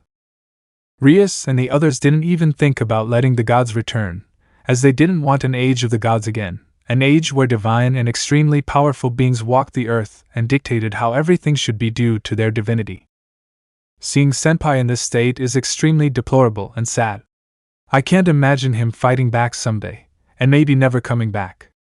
Kaneko was saying something that left most people with their heads down, as they knew it was true that Hyoudou would fight in a battle and never be the same again. I'm sure they'll attempt suicide one day and never come back. It's not a curse of mine or anything, but it's the way they are. Artemis. They would throw themselves at death's door if it were for the sake of others. These guys brandish their weapons for others, forgetting to brandish them for themselves and protect themselves. Hell. The people in the room didn't dare say those two words. They didn't say them because they weren't from two deities. They didn't say them because it was a truth that everyone knew and didn't want to accept.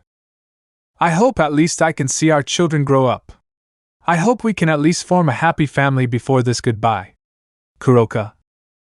I have the same desire. Laughs. I think we all do. Asia. The girls and deities were looking at the heroes who were now in a stable state. They managed to at least escape the doors of death with a lot of help and resources donated by everyone from the supernatural.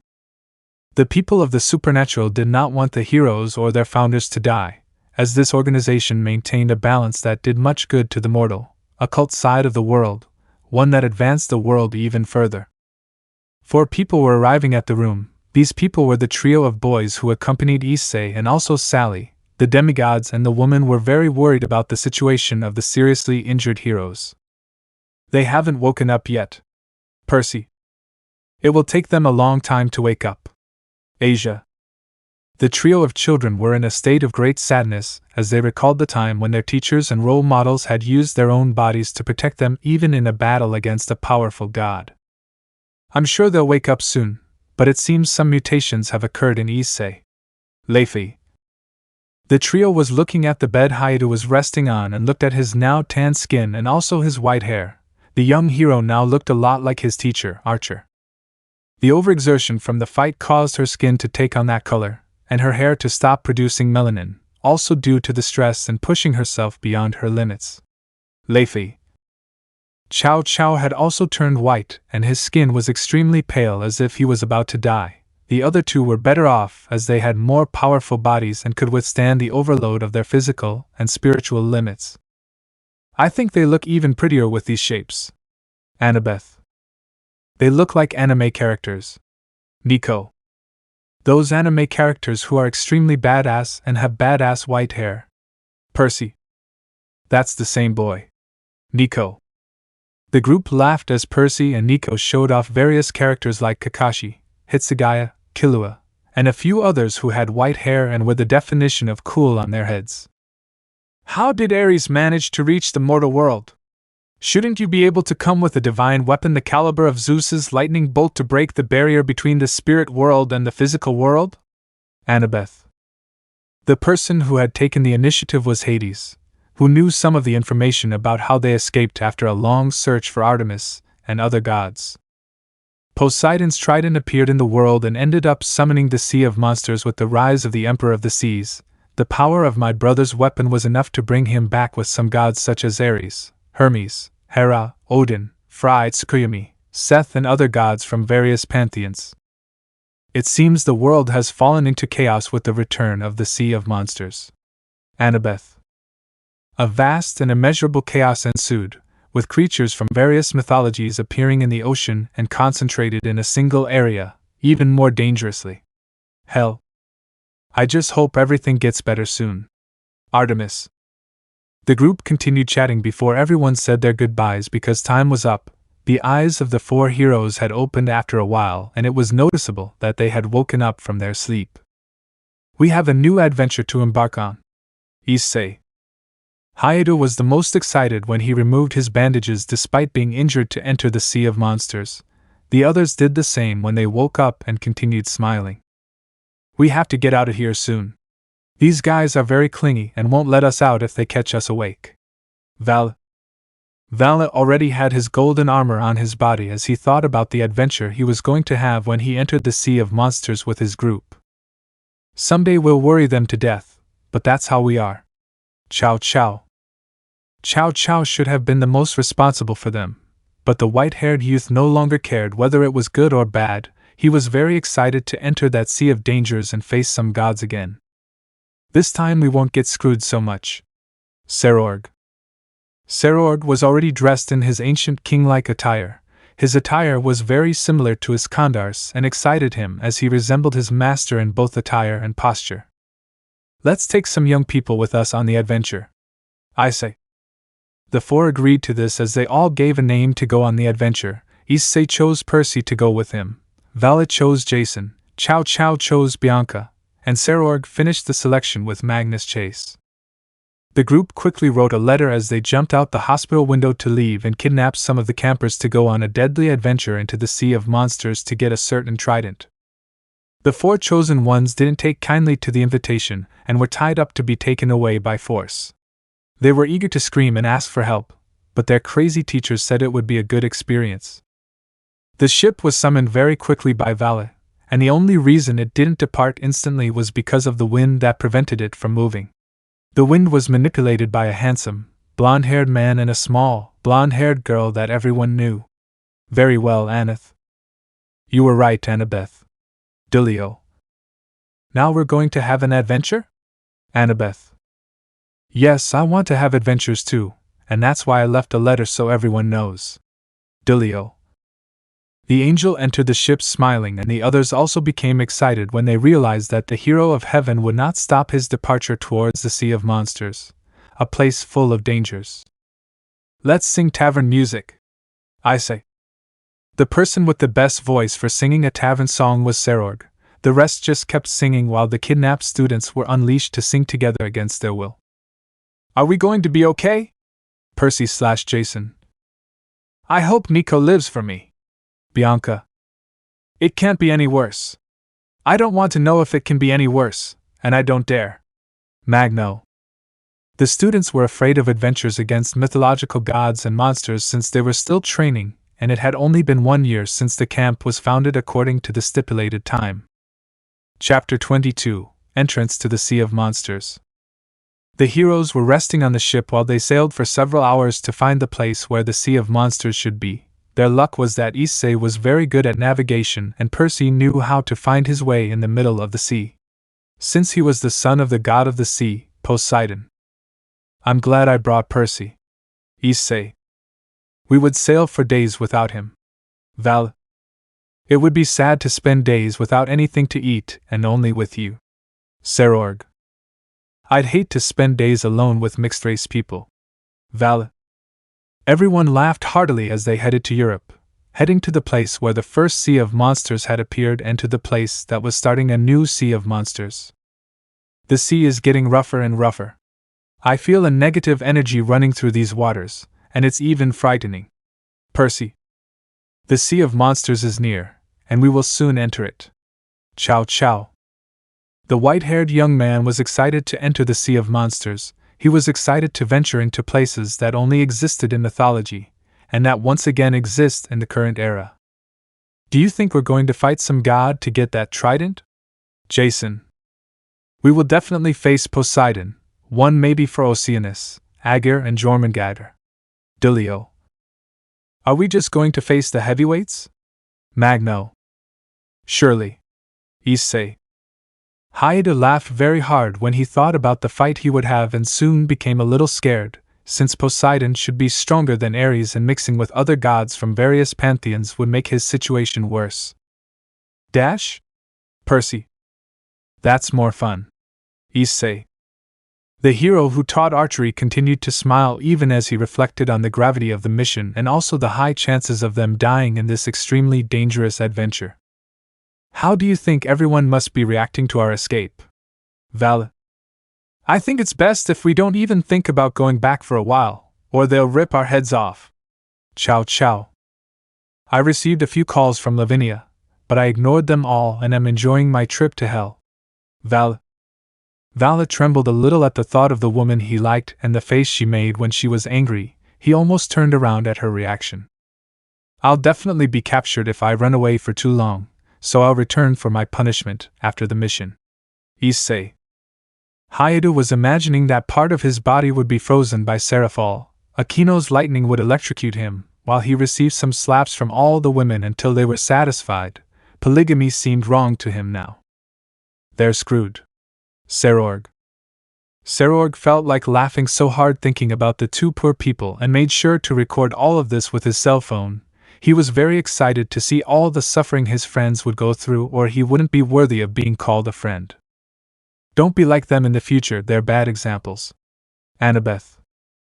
I understand what my mother said before. Percy. They are certainly the worst examples. Jason. I wish I hadn't come. Magno. I think we're going to die. Bianca. The young ones feared for their lives while the older ones were calm, the only ones who worried about Issei and Percy's navigation, one because he had experience, and the other because he had Poseidon's blessings on the seas. The entrance to the Sea of Monsters was well signposted when the son of the god of the seas almost had a panic attack. The waters were also becoming more violent, and they all perished as they entered an alternate dimension where the weather could vary greatly and could be calm one moment, but furious the next.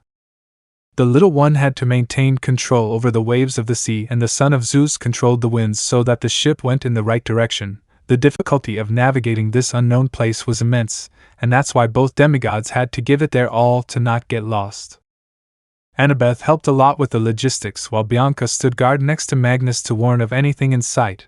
The older ones were supervising everything and supporting them in their duties. The group spent several hours without noticing anything strange in the Sea of Monsters, and the first day had ended there. They were happy about how easy it was to get in and banged their heads trying to find Poseidon in this place. Let's look for him in the place with the strongest divine energy. Issei. It won't be difficult to find a god this way. Val. We need to stock up on our supplies too. Chow chow. I really want to eat the monsters of this legendary sea. I'm going to make sushi with them. Serorg. I think it will be fun. Dulio. The five laughed as the children prayed and wondered if they would ever be able to return home safely, the answer in their minds being a clear no that was only eluded by the faith they had. The beginning of the second day was terrible when Percy and Jason had to use all their strength to prevent the ship from being destroyed by the winds and hurricanes. The sea was much more violent than usual, and the movement was strange even for the Sea of Monsters. The rhythm of the waters had become strange and very powerful, the son of the king of the seas, when he couldn't stop them from being dragged away, and luckily Jason was helping him with that, and even so it was being very difficult. Let me solve it. Dulio. Dulio quickly snapped his fingers and the seas had returned to normal. He had activated his powers under the weather, and soon forced the winds and sea to obey him in a very small area as he faced in a different direction. The young angel had snapped his fingers again, and an ice explosion had occurred in a very distant place. A certain area had frozen, and the sea had returned to its normal rhythm even without his help. The cause of the problem has been resolved. Dulio. I was thinking of shooting an arrow at that demon. Issei. I was thinking of destroying her from the inside. Serorg. What Issei and the others were talking about was a monster that was at least a few thousand meters long, had no face, and only had a large mouth that could suck everything in, and caused the area to be in total disarray with hurricanes, and the sea became extremely violent until it pulled it towards its stomach. This monster was called Charybdis and was the son of Poseidon and Gaia. This creature had just been completely frozen in a snap of his fingers by the angel who could easily freeze an entire country, and so it wasn't difficult when he had to target just a creature that had no correct rationality. The next thing to act was Vala upon hearing an extremely beautiful song. The truth was that there were several of these songs and he quickly identified it as a mermaid's, and so he searched for the source of that song. Don't you dare dirty my ears with your shitty voices. Vala activated several golden portals and several weapons were launched at the same time to hit those singing mermaids. It only took one weapon and one hit for them to be killed, and he was surprised that someone had resisted his song. I only accept the song of the goddesses as a minimum. Their song is like that of sows and it hurts my ears. Val. Vala went to sleep the next moment because he thought the siren's voice was a horrible thing to hear. Their real voice entering his senses without the spell was something that made him very angry, thinking that they were putting a curse on him, and an extremely horrible one at that. The sea was rough again as several giant squid/octopus tentacles appeared. The heroes weren't flustered by it, and only the younger ones were due to their inexperience. I want to see how many arrows this thing can take. Issei. The white-haired man had been very happy when he materialized his bow and arrow and began to shoot with all his might. Normal arrows did nothing to the creature, so he used a low-level noble phantasm to try to hit it, and had some success when he saw the tentacles tremble. I want to see how many shots you can take. Issei. The sea beast was turning around and wanted to bring down the ship with just one blow of its powerful tentacles, which was useless as it exploded even faster with an arrow and then hit the bottom of the sea with another of the hero's special arrows. The beast's pain was reflected in the ocean, which was very intense. It was making large and powerful waves to try to sink everything in front of it, but it was useless against Chow Chow and Sarorg, who destroyed such waves with a single blow and let his friend continue tormenting the monster. The death of the sea creature came in just 20 consecutive arrows. The beast had incredible resistance, and managed to withstand at least 20 arrows from the hero, who very happily took the beast's meat to make sushi and eat. I think the Sea of Monsters isn't so dangerous anymore. Percy. It's not dangerous because we have monsters worse than the ones here. Jason. They're monsters in every sense of the word. Bianca. At least we'll live another day to tell the tale. Magno. The veterans weren't happy seeing what the boys were doing in nothing, and so they left them some smaller monsters to train and improve in combat, since that was the reason they brought them. Percy and Magnus were excellent swordsmen, but they were not good with the bow, and that is why they were asked to defend up close and not try to attack from afar. The two killed several humanoid creatures with fish scales that tried to enter the ship to devour their flesh, and were injured many times by the strangeness of a real fight, and with a monster they did not know. Annabeth and Jason were a mix of techniques and therefore could attack from far and close. The two were placed to be the support of the demigods who used swords. They would be the missing part of their friends who could only use swords. Bianca D'Angelo was a very talented woman and was very good at archery and sword fighting, but she excelled more at archery, and that's why she was placed to fight from a distance. The group had been fighting for 8 hours straight, stopping only to relieve themselves and eat. They did nothing more or less. They were tired from hours of fighting and from staring at the endless sea. The older heroes only acted when creatures above their level arrived, but they let them escape even if they encountered a slightly stronger creature, and only intervened when they were about to die. The training lasted at least a few days and caused the skills of each demigod to advance greatly, maturing and graduating on the battlefield after several days in the Sea of Monsters. Issei and Vala were too busy to plot a route to Poseidon, and came to a consensus that the god was trying to make a new Atlantis for the Sea of Monsters, and that it would also be his palace and capital. Percy wasn't very happy about fighting his father, even though he hadn't met him even once or anything. He was still his father, but he knew he had to fight and raise his sword for the good of the world.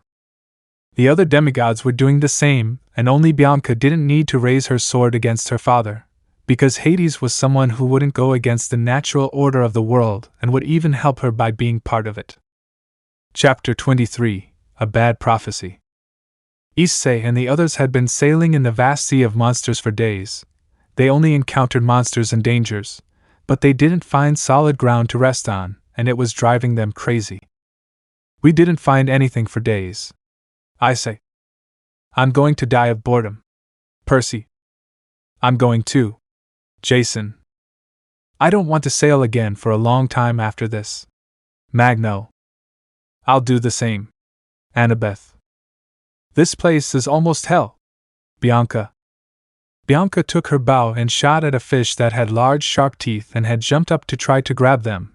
This fish was similar to a great white shark, but it was much bigger and more powerful. We don't have peace for a second. Chow Chow. Chow Chow brandished his spear and cut down a large snake over 15 meters tall. It was trying to swallow them all in one bite, and failed as it made a large hole in his head, which was cauterized in the same second. This place bothers me a lot. Val. A golden portal had opened and several giant birds fell into the sea. They were monsters that attacked in flocks and killed even powerful prey like smaller dragons if they saw them. Let's continue our adventure through this hellish place. I say. The Hyoudou held his black bow in his hands and shot at any beast that had bad intentions or approached the ship with any murderous intent or was too suspicious. The group's journey was proving long, and this made them vomit at times because they felt seasick. Their salvation came when they found an island that seemed to have some population. The one who investigated first was the hero who carried a bow and also had the best view of all those there. That island seems to have people on it. The problem is that there are only women, and that's very suspicious. I say. We'd better send Bianca and Annabeth to investigate and see if it's safe for men. Delio. It could be an island of Amazons or witches, both dangerous because they want to enslave men. Chow chow. Annabeth and Bianca were very happy when they felt that the responsibility fell on both of them. They wanted some limelight, and they also wanted to prove their worth as heroes. I'll follow you both with my stealth. Those witches shouldn't be able to find me. I say. Issei was very experienced in stealth. He could hide and erase his location even for devices that used magic, technology, and other kinds of things. Archer had taught him very well. Are you ready to go? It'll hurt a little if it looks like they had an accident and were taken to the island. Delio. We're ready. Bianca/Annabeth. The girls were swept away with Delio's powers and the angel made them both look badly injured, making it look as if their ship had sunk and been thrown onto the island. The brown-haired hero had jumped into the sea that very second and was getting closer and closer to the island, gradually erasing his presence to escape detection there, and he was also wearing clothes that camouflaged him there. The women of the island quickly found the two heroines. Both were unconscious and spitting water as they were welcomed by the local people. It seems they are still alive. Let's give him first aid. The island's inhabitants were providing first aid to the injured blondes and brunettes. The residents were using knowledge in alchemy and also magic so that the demigoddesses would recover quickly. A man was watching all this from afar and soon realized that these people were witches. The problem was knowing what kind of witches they were, and whether he should kill them all now. I'm inclined to eliminate them. I say. Me too. But we'd better make our judgment after more careful observation. Archer. The two remained in the shadows for a while longer as they watched Annabeth and Bianca wake up after a while and the quick treatment the witches had prepared for them. A blonde-haired woman was named Angel and was very beautiful with blue eyes. A black-haired woman was named Chloe and had gray eyes, while a redhead was named May with green eyes. This trio of witches had attended to and cared for the two demigoddesses while they were unconscious on the floor, treating them with first aid. I'm glad you're alive. Angel. Luckily they didn't die for them. Maybe. Don't be so rude. Chloe. The two descendants of the Greek gods were impressed by the beauty of these women and also by their different personalities and soon met more people, all of them women. I'm Annabeth and this is Bianca D'Angelo. We were sailing and adventuring as we landed on this island after a storm. Annabeth. We were very lucky to end up on an island like this after facing all the dangers this shitty place can bring. Bianca. Bianca explained the problems and also explained that their ship had sunk after that monster, who was the son of Poseidon, dragged them into several storms and almost devoured them. Annabeth gave the details so the story didn't seem like a scoop and also acted to make it convincing. She had worked out the details with the others while they were still on the ship to fool these people. Looks like they really had a bad time. Chloe. This difficult time is over now that you're here. Angel. At least they won't have to endure the presence of men for the rest of their lives. Maybe. May's speech had set off alarm bells in the two girls who felt that this island really belonged to a faction of witches who hated the opposite sex, and they really felt that the others were right to send them here before they came. I just hope you're not talking nonsense, because here's a white-haired hero who's fought the god of war and killed many monsters. Annabeth. They're signing their death warrant if Issei finds anything that indicates this island kills men, enslaves them, or anything of the sort, as it is intolerant of any kind of evil or alien. Bianca. The two demigoddesses visited more places and discovered that this one actually only had women. The place also had several entertainment venues and seemed to be focused on magic and witchcraft. The island focused on residents having an acceptable level of power and trained women to be witches or Amazons. The hierarchy was commanded by witches who possessed magic, while the Amazons were simply the lowest caste. Annabeth was assigned to go to the witchcraft group while Bianca went to the Amazon group. Both were being tested and the results were very good for both groups. Hyoudou sent a message to his friends while he watched the two demigoddesses train. He decided to observe for a few more days to see if he could observe the leader of this island. It seems the island really is a dangerous place for men. Hyoudou Issei said it's an island with witches and they don't seem to like men very much. Val, I think we'll have to carry out a massacre there soon if those women have caused any harm to innocent people. Chow Chow. These kinds of witches are too extreme. I hope I don't have to deal with them. Serorg. The younger ones didn't understand much about witches and soon received an explanation from the leader of the Heroes Guild and the one who knew the most about the supernatural among them. Witches are sorceresses who turn to the dark side of magic and have different factions and types. We don't attack witches who are neutral or gray, but those who generally hate the opposite hex are very dangerous because of what they do to the opposite hex. They make them hex slaves, Colosseum slaves for entertainment, and they also make them as experiments for their magic. Chow Chow.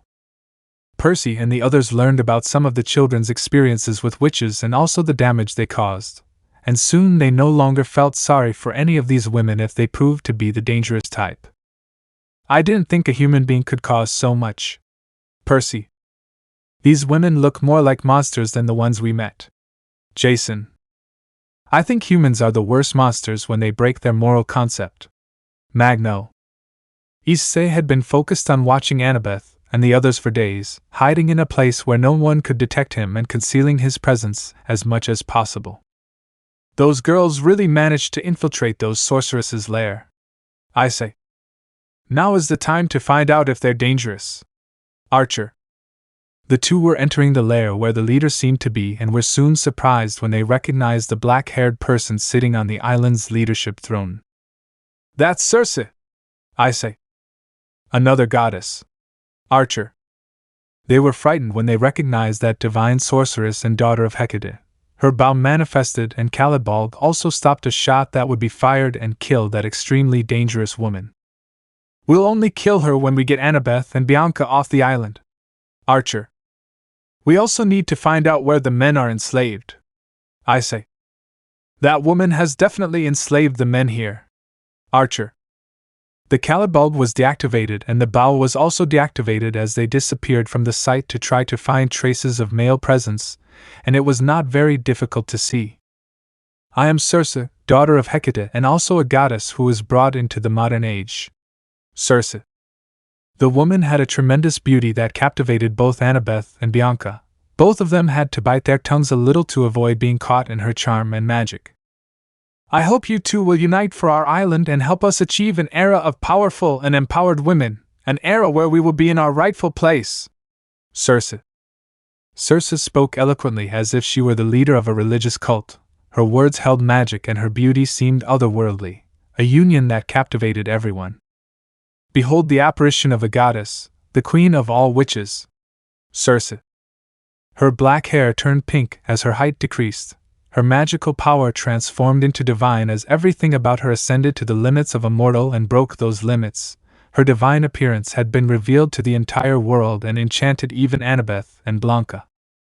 The goddess was very happy to show off her appearance as a divine being and would soon speak to her new subordinates until a powerful arrow was shot at her unsuspectingly and exploded part of the place. Luckily, her reflexes were high for being a divine being or he would have died for this noble phantasm. Only one person has such a powerful arrow in the current age, that person. Circe.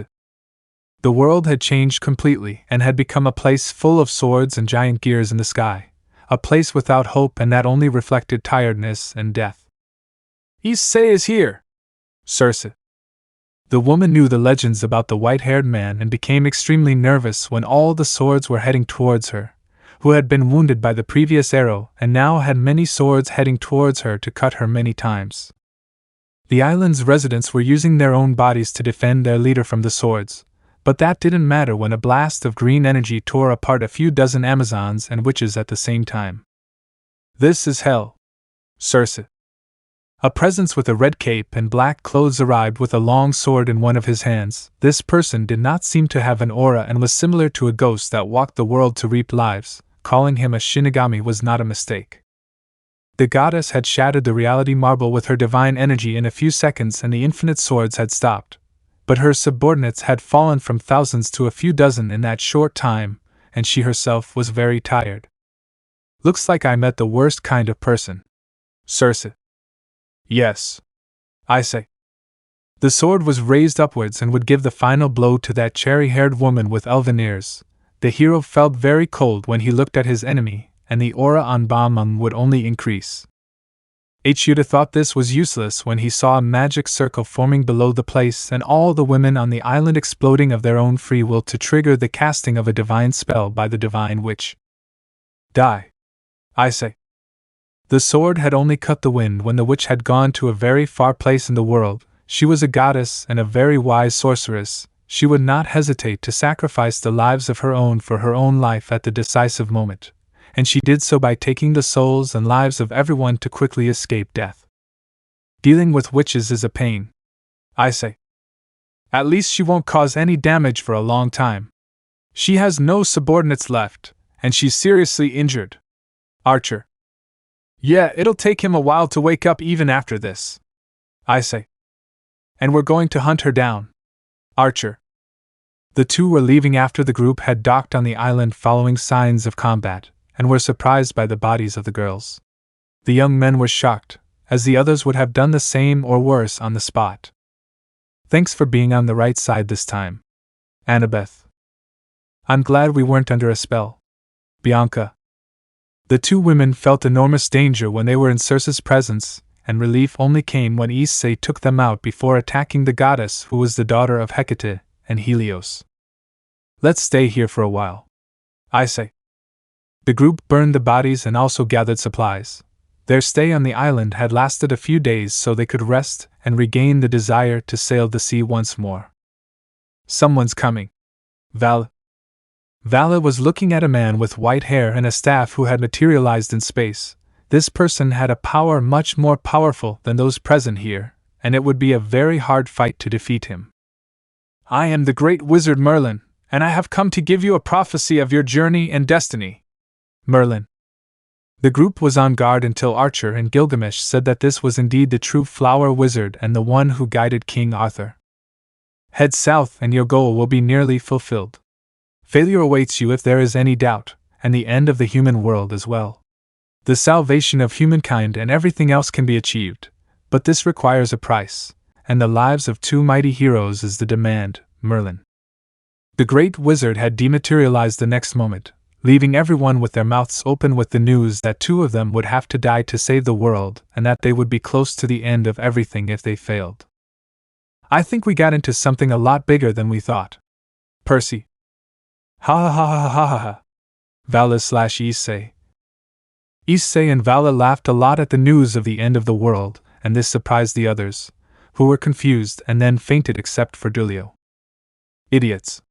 Chow chow. Damn you. Serorg. It took a while for the two of them to faint from Issei and Vala's blows at the same time, but they fell when it was a surprise and powerful attack on sensitive areas. Can you take them home? I say. I don't think I have any other choice. Dulio. I hope everyone is okay, it's not like we'll ever see each other again. Val. You, Dulio. Dulio knew that those two men firmly believed in Merlin and his prophecy thanks to Archer and Gilgamesh, so he knew that the two were ready to die in battle. The girls and the others were right, we really were going to die in a suicidal adventure. I say. Are you sorry about that? Val. I'm excited to see what danger my own life requires, but you better know I won't reveal it so easily. I say. I hope that flower wizard didn't say too much shit and we end up going back, because people will kill him if we're alive. Val. Issei and Valley said goodbye to Dulio as they sailed alone towards the south. The angel felt very sad seeing his two friends and companions marching towards certain death after that prophecy. I hope Chow Chow and the others will forgive me, a hero who's good for nothing but fighting and causing trouble. I say. It's really embarrassing to say goodbye. I'm not much for those sweet things. Goodbye, half-breeds. Val. Those were the last words Dulio managed to hear from his two friends before they disappeared into the sea of monsters towards the prophecy that the flower magician had said. Goodbye, brothers. Dulio. The angel was crying and the tears kept falling as he pulled everyone onto a boat to get out of the sea of monsters. His hands kept shaking as he did this, and he remembered all the moments they had in the Heroes Guild with those two. Chapter 24. The Feelings of a Goddess. A very beautiful white-haired woman was watching two men disappearing to the south. These two people were Issei and Vala, while the woman was Artemis, the goddess of the moon and the hunt. Looks like I'm going to have to say goodbye once again. Artemis. The beautiful goddess was remembering the past, and the day she met Hyoudou on one of her adventures. She found the beautiful smile he had and memories of a time long ago. The deity was in the middle of a forest while taking a bath and was guarded by her hunters. She was alone and exposing her body in a beautiful lake, while a brown-haired man hid to avoid being caught. I'm going to die if they catch me. I'm going to die. I say. The young man was trying to hide his presence after trying to find fresh water and encounter a goddess on one of his adventures. But it all came to nothing when a forest crossed the place where he was and almost hit him. Get out of there and give yourself over to a peaceful death. Artemis. The moon deity had his bow in his hands and was ready to shoot another arrow until the man revealed himself with his hands raised and a soft smile. Couldn't you kill me? I just came to get some water and ended up meeting you. I say. Too suspicious. Artemis.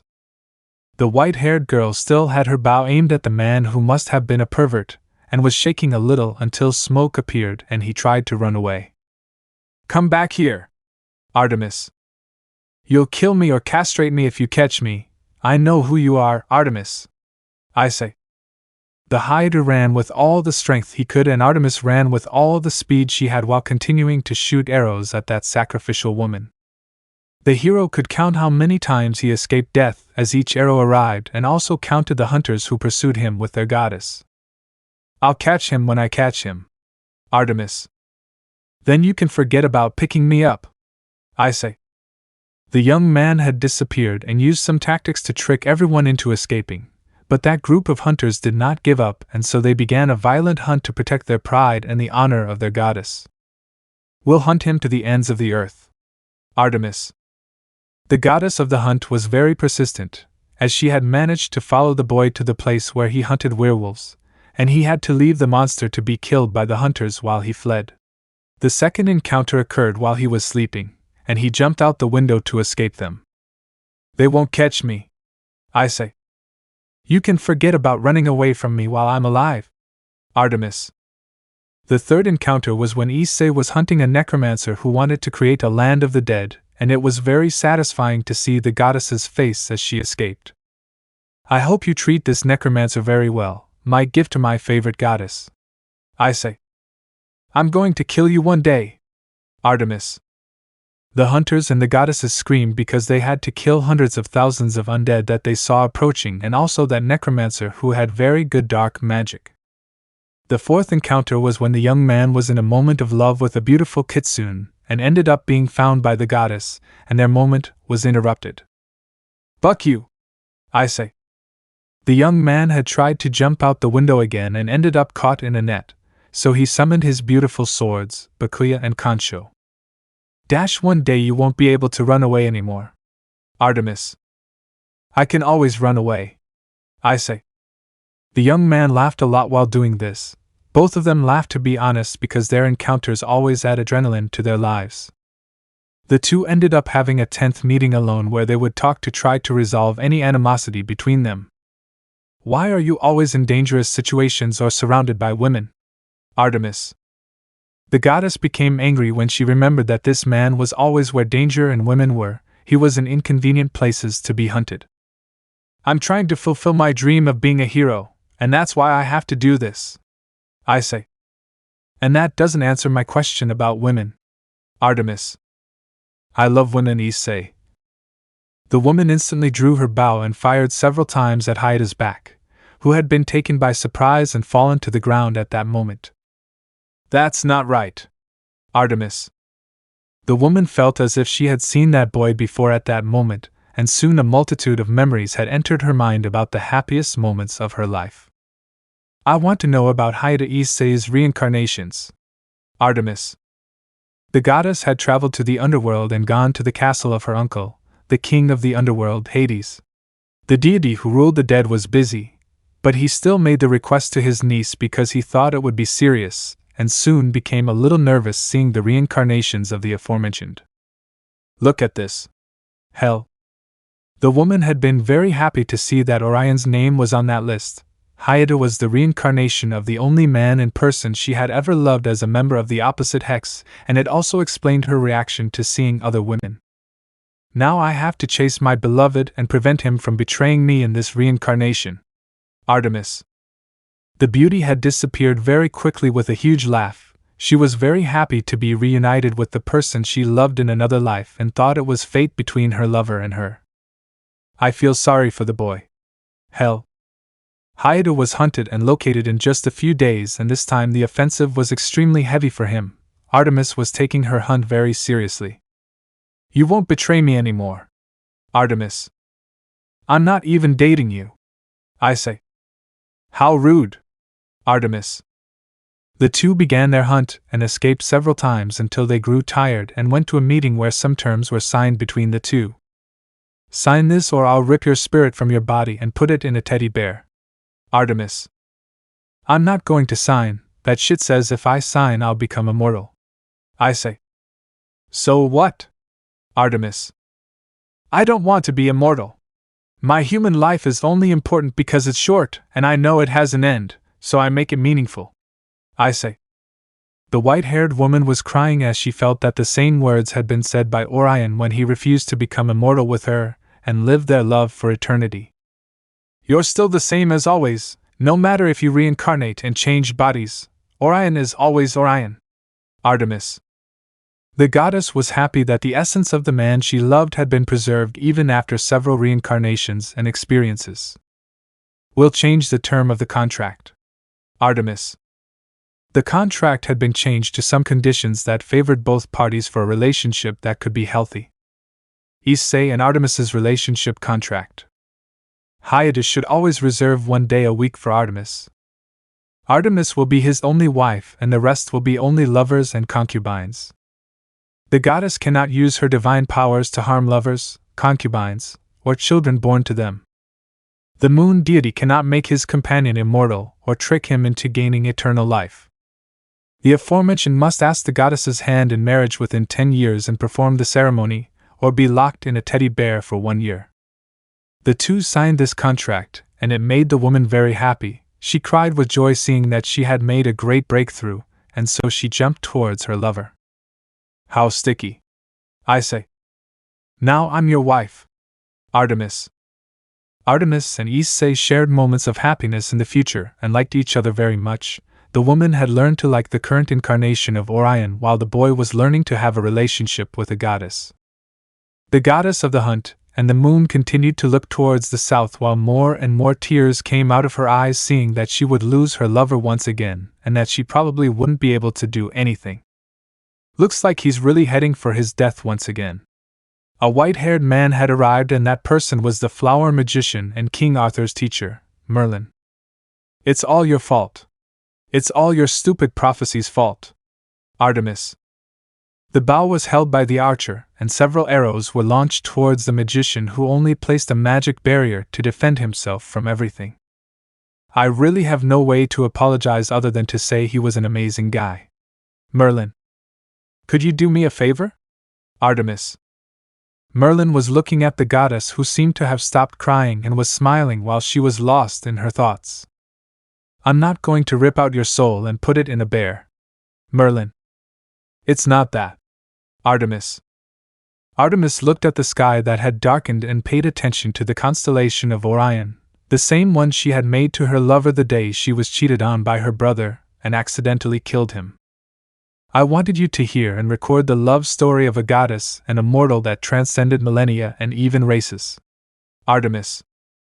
Merlin broke into a smile as he materialized a notebook and began to write while the goddess remembered her past and recounted everything she had saved over the millennia, the most precious memories she had. Chapter 25, Great Heroes, Great Finesse. Issei and Vala are going to the south after some time while they look for the FIM that was marked to go. They do not doubt that I am dying after listening to the prophecy of a being as powerful as Merlin. Vose yes com medo neoe? Val. Echo that you say you are. I say. A little bit. Val. Hyoudou Alhapara her a little sad of Vala and could not laugh anymore, because he was also in the middle of death and in fear of leaving all the people who were dear to him. He did not want to go if possible. It seems that you are also ready to go. Val. What other option do we have? I say. It's not true. Val. The hero of golden hair materialized 2 cups with 2 best wines, as cups and wines were treasures from Gilgamesh's chest, and were only drunk at important moments, and with important people. My master has a better friend who is young Enkidu, and I also have a friend, but my friend who is good for cooking and his brother Issei. Val. My best friend is an arrogant face that is calling the other half-breeds and is also stealing all the money I have. Or name me, Val. I say. You are surprised when you fileva miso and gargle havam baim alto before Chegram out of a huge portal with a very powerful divine power. Issei and Vala knew that this was the place that had to Chegar. You can start using my success. I say. Hyoudou made one of the swords that he had to use in the bow and revealed a magical mark. That mark ended up swinging something through a golden magic circle, a sword very similar to Caliban's, much more powerful. It does not have any comparison. Is that sword Excalibur? Val. I managed to put together the broken fragments and got help from Aniki with more than a few others. I say. Vala was surrendering when he was the same as his rival and best friend Fez, but recently a blade had materialized that did not appear to be extremely strange. That sword could damage and destroy everything to return to nothing. It had been invoked. Are we going? Val. Let's go. Issei. The two swing their swords for a diagonal cut forming an X with their blades. The door with divine power has been destroyed and revealed a portal that takes you to some place. Here it is that the deises and the divine beings are gone. I say. People need to destroy that thing from the inside or cut the connection with the real world. Val. Issei and Vala did not hesitate any longer when they entered the portal that led to the spirit world. They did not hesitate to move to a place that could be strange and completely hostile to them. The environment in which he found himself was a sky that most seemed like a sidereal space, a sky that was composed of black matter and several luminous points that were very similar to stars, but at the same time it seemed to be blue glass like the sky that illuminated the Earth's manha. The two-spirit world is really strange. I say. People need to be prevented from escaping here. Val. You need some information about the world of two spirits, and the one who provided Gilgamesh to manifest himself in him to guide you with his knowledge. This place has gods and powerful monsters. We must be visiting this place, and we must cut the connection between the world of spirits and the earthly world here. It is not possible to do this in the mortal world or power to end or destabilize and destroy it, but it is necessary to do this in the spiritual world. Gilgamesh. Do people need to make a connection between the portal of the world of two spirits and the earthly world and cut off as we fight? People are going to be imprisoned here and die, right? I say.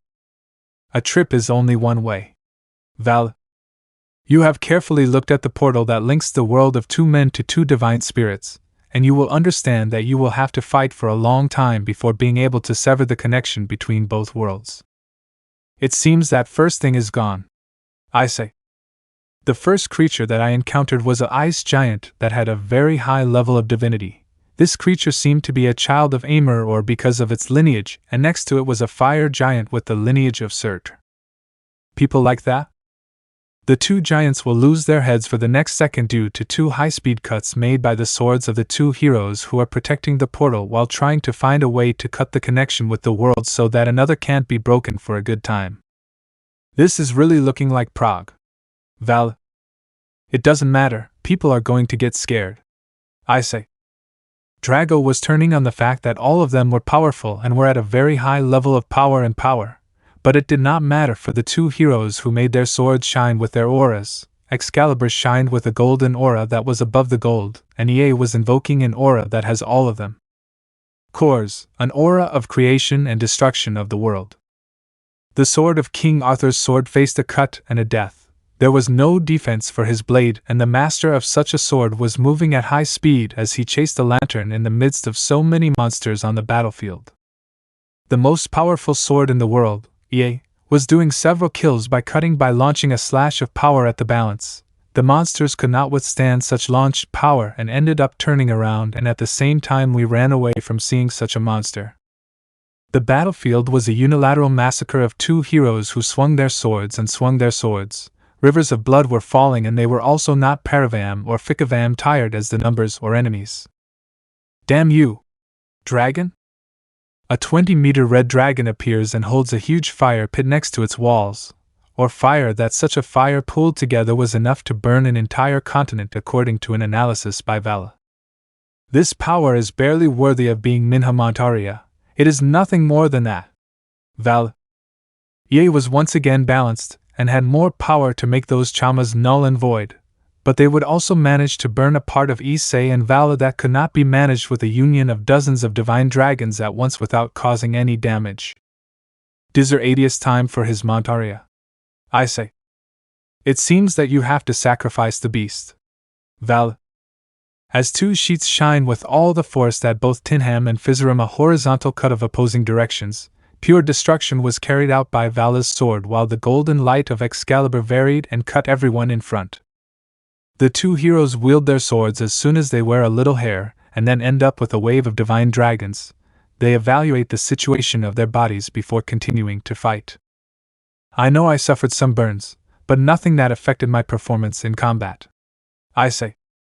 That mountain would be terrible because I managed to burn some of my bones, but the armor prevented me from going through more, and barely part of my flesh was burned. It won't affect me in combat. Val. You feel like you were giving up when you thought that Tinham had entered the battle badly, and you were already tired. This was really a field of death for both of you, and there was no way to escape from this place. Quem Sawel's mom? Not you. The whole world is helping several giant webs that are materialized all over the planet with translations into their respective languages and achieving surprises to see two people with these powers. Do you now have to help my beloved die too? A white-haired beauty was very furious and wanted to destroy that cloth with a shot from her bow, but she couldn't, and that's why she just calmly helped while the battle was being shown. What kind of jump is that? A woman with crimson hair was helping with the broadcast of another place while she was next to a beautiful witch with light hair. Like two were Lavinia and Rias, who were talking about Issei and Vala to give Neles a scolding. It can only be a jump. Lavinia. Those who are most affected are Mickey and Gore will discover the real professeo of their son, and will see his power to fight against various dragons and giants on the canvas. Can it only be a lie? If so, it's just a show, isn't it? Mickey. I don't know. Goro. Goro considers everything very unrealistic, but he did not stop believing when he saw that such a thing could really be true and that his son had gone to mourn in an unknown place. A sword with sacred power was moved once more, and this court had just finished cutting off the head of a huge serpent that could engulf several properties at once. Only its poison could form a poisonous gas that could spread through an island. A sword with power that could destroy was wielded with a set of power, and this attack was directed at various monsters with horrendous appearances of giant eyes. These creatures possessed a very powerful magical power, and therefore were the focus of their eyes and their sword. The two heroes were fighting while receiving only minor damage, such as superficial cuts on their skin or a high-speed impact that crushed them to prevent them from showing their full power. Hyoudou was bleeding from his head after being thrown for several meters and nearly hit several times by two giants' clubs and spears, each with their elemental dragon blows. The golden-haired raptor is in a similar situation, but is better protected by her armor and therefore only suffers minor damage.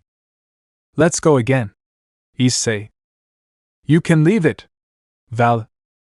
The two heroes are combining their magical powers to make an extremely powerful blow with their weapons. The blows that come from opposite sides will sweep over the battlefield and eliminate all the monsters that come their way. You're tired. I say. Me too. Okay. You two are with the Jolho no Chao as soon as he leans on his weapons to stay on his feet, to analyze the connection between the world of two spirits and the world of two mortals who were made by Gilgamesh, and Archer materialized without being able to help in combat. People need to be quicker before checking the daises. Goalkeeper. I just hope that those idiots take a little more time to catch up. Gilgamesh. The teachers, two heroes of modern times, are doing their best to analyze the connection between the world as their students fought. The two were just ghosts in the sacred gears and could not manifest to fight. They're leaving. Issei. What the buck? Val. A huge one that traces the treves appears to be stuck next to a snake that has an immeasurable size, a snake that seemed to be the size capable of engulfing entire countries or even a continent. Eko kses dos sao jormangadri apaphis. Val. We're against the heavyweights now. I say. You were both very nervous when Apophis opened his mouth and a sword appeared to hit you. The one that grew more infinitely quickly was Hyoudou to concentrate part of his vital force in his sword and thus dissipate the extremely powerful weapons with a cut of Excalibur. Vala did not look very far behind when he used the vital energy of his arm directly in front of him to deliver just one extremely powerful blow to see that Jormungandr was tempting us to attack and the Dragon of Egypt was assisting in case of escape. Enuma Elish. Val. The attack invoked by Vala seemed like a torrent of destruction that made everything disappear because everything that was in front of them was transformed into nothing. The technique transformed the earth into nothingness. The two Lendarian enemies were also transformed into nothing in the wind. It seems like people are doing everything. I say. I only have one more now. Val. People will not survive even after this battle, so we do not need to stop or think about vital energy. I say. The two of you are surrendering the same thing that a death was in progress. A laugh as their bodies were very tired and collapsed, and they vomited blood violently due to the use of vital energy, and also due to the excessive power that they used in their bodies that were being destroyed at high speed. Let's hold on more. People have to hold on until the world is saved. Val. I hate to have to agree with you. I say. Issei supported the rest of Vala's arm on his shoulder while the two were forced to stand in front of the herd of monsters that was coming in the direction of them. That herd of monsters continued Yamata no Orochi, and Nidhogg, Titus, Gigantes de Fogo y Galo, and some other monsters. Now that's my friend. I say. The wielder of Excalibur was smiling even in the face of this pack of divine and extremely powerful monsters. He quickly closed his eyes while sacrificing 3 of his senses to acquire even more power for his sword, sacrificing his vision, taste and smell for his sword technique. The holy sword seems to cut through one's own space when wielded, in contrast to a simple horizontal slash. The light from the sword seems to be able to illuminate the world completely and bring hope to all living beings. The legendary and powerful monsters Forum Veritos will face the light that could illuminate the world and make all of its bearers' enemies disappear with a simple and powerful cut. How many years of life did you use to make that cut in 2 ways? Val. About 40 to 50 years, I think it was Mu Issei. Hyoudou was coughing up blood again and had to be supported by Vala while his body was collapsing. His skin was tearing apart, while he was also recovering from the blow he received. Ainda we have a lot to fight, because the real chefs will finish cooking. Val. In the presence of a man with white hair and extremely pale hair, this man was accompanied by a man with dark hair and long hair. Esses must be Zeus and Vali. I am Hajuin. Hajuin. The presence of Zeus and Hajuin was extremely different and was doing with the damaged space of the two-spirit world and was further distorted with the presence of the gods who arrived such as Cronus, Uranus, Thor, Izanami, Agni, Set, Loki and Ares himself had returned. You really work hard to fight against all the monsters and creatures of the spiritual world, worthy of their titles as the most powerful heroes of the modern era. Agni. The flaming dais was waiting for the heroes with some appreciation, and the truth was that all the daises were blessed by such courage. power and determination to be able to fight right here knowing of their death. The death of your voices and our freedom will trace a new era where God will return to his rightful place in the earthly world and guide humanity to the right path again. Zeus. EU 8 Apoeria iso se foes something peaceful, but voces we want to govern the entire earth and create a new mythological era for the world under your control. I say. Uma mkos mortes not fereos so many bestiras ao mundo e sereo gratis aenas.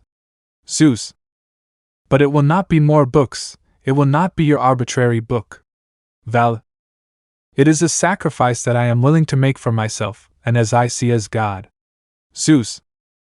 The day Zeus appeared in his hand and was energized with every passing second, Issei and Vala were smiling even though they could not do anything with such power being launched in their direction.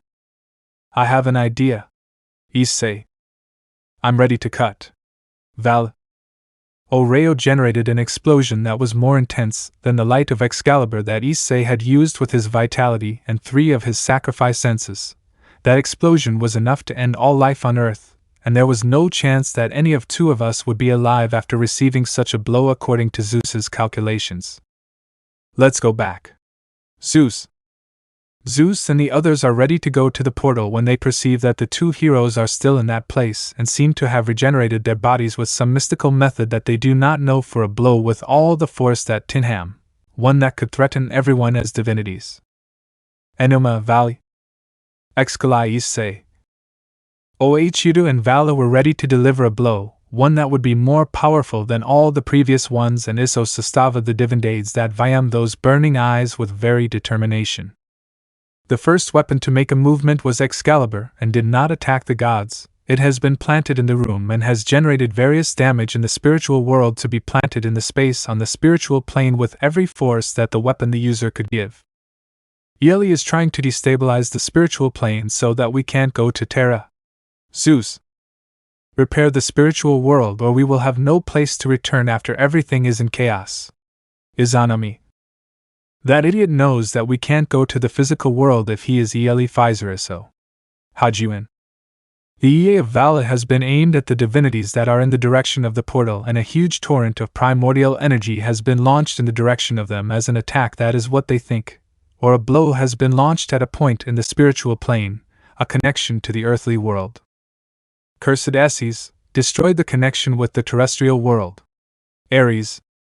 Give us that they will cause us to do so that the spiritual plane is sealed for a long time and perhaps forever. Loki.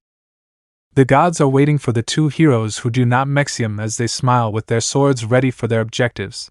As Divindades logo perceives something after we observe you more perto. They already Izanami. They are already dead. Ares. Issei and Vala's bodies are glowing as they are slowly transforming into Pa and joining the world. The 2 brave Tinham warriors sacrificed their mortal bodies to execute one last blow with 100% Elam force with their own souls manifested through the magic and divine power of their weapons. They were bad. Loki. Sim, Sao Lucas equal people. Thor. Chapter 26. The World's Reaction.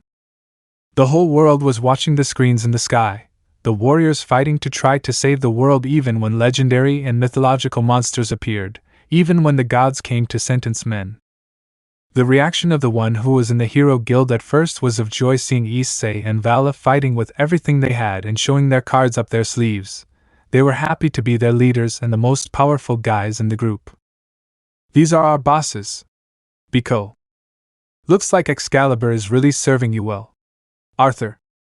I just wonder when they're going to finish this and come back. Leify. The group became even more worried as time passed, and when Issei and Vala said that they would not return, that they would fight and die on this battlefield. Are you crazy? Biko. We have to catch them. Arturo. It can't be true. Leify. They are Hero 1. Let's all shout in celebration of our bosses. Let's make their final moments amazing. Hero. A guild hero lit the fire so everyone started celebrating and everyone clapped too. They were euphoric with the final moments of their 2 leaders and friends.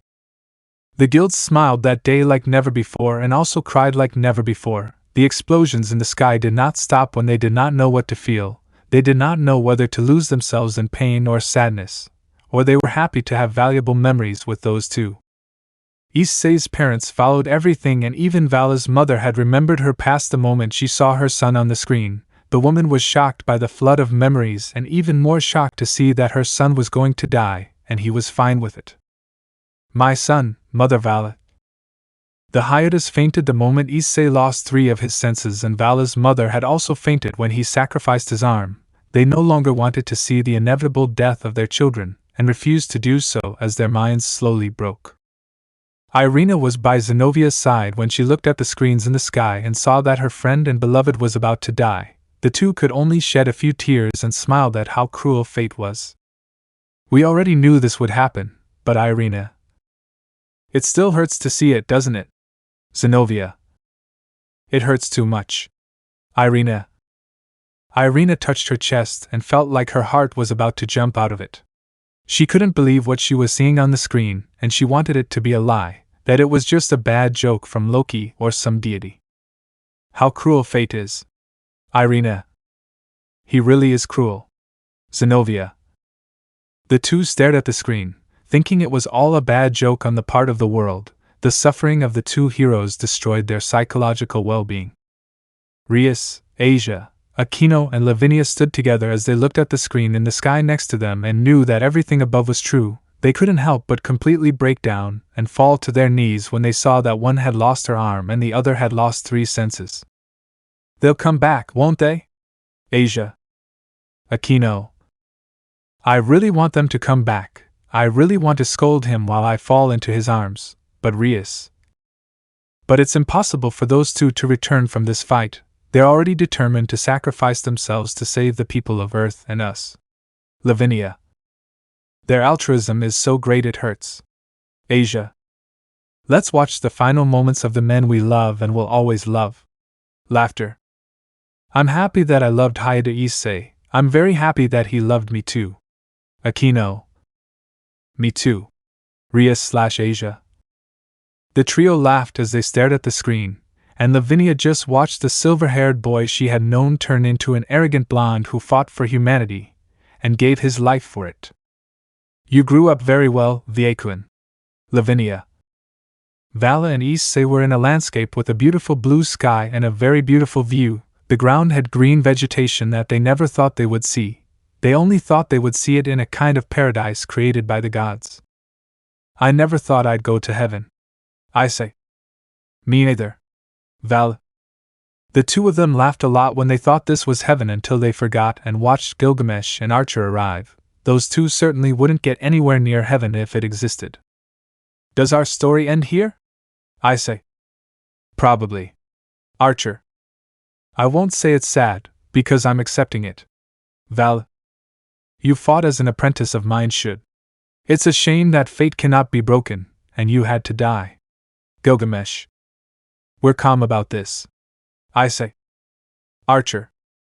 Issei and Vala were smiling as they both sat on some rocks and used them as chairs. Gilgamesh and Archer did the same, and the group of 4 lost themselves in conversation for as long as they could in the spiritual world that the sacred gear could give.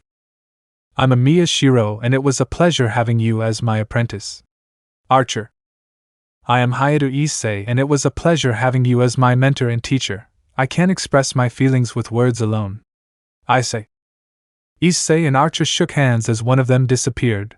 The one leaving was Hyoudou, who could no longer stay in this place. It's time to go, Professor. Val. I hope you take care of yourself. Gilgamesh.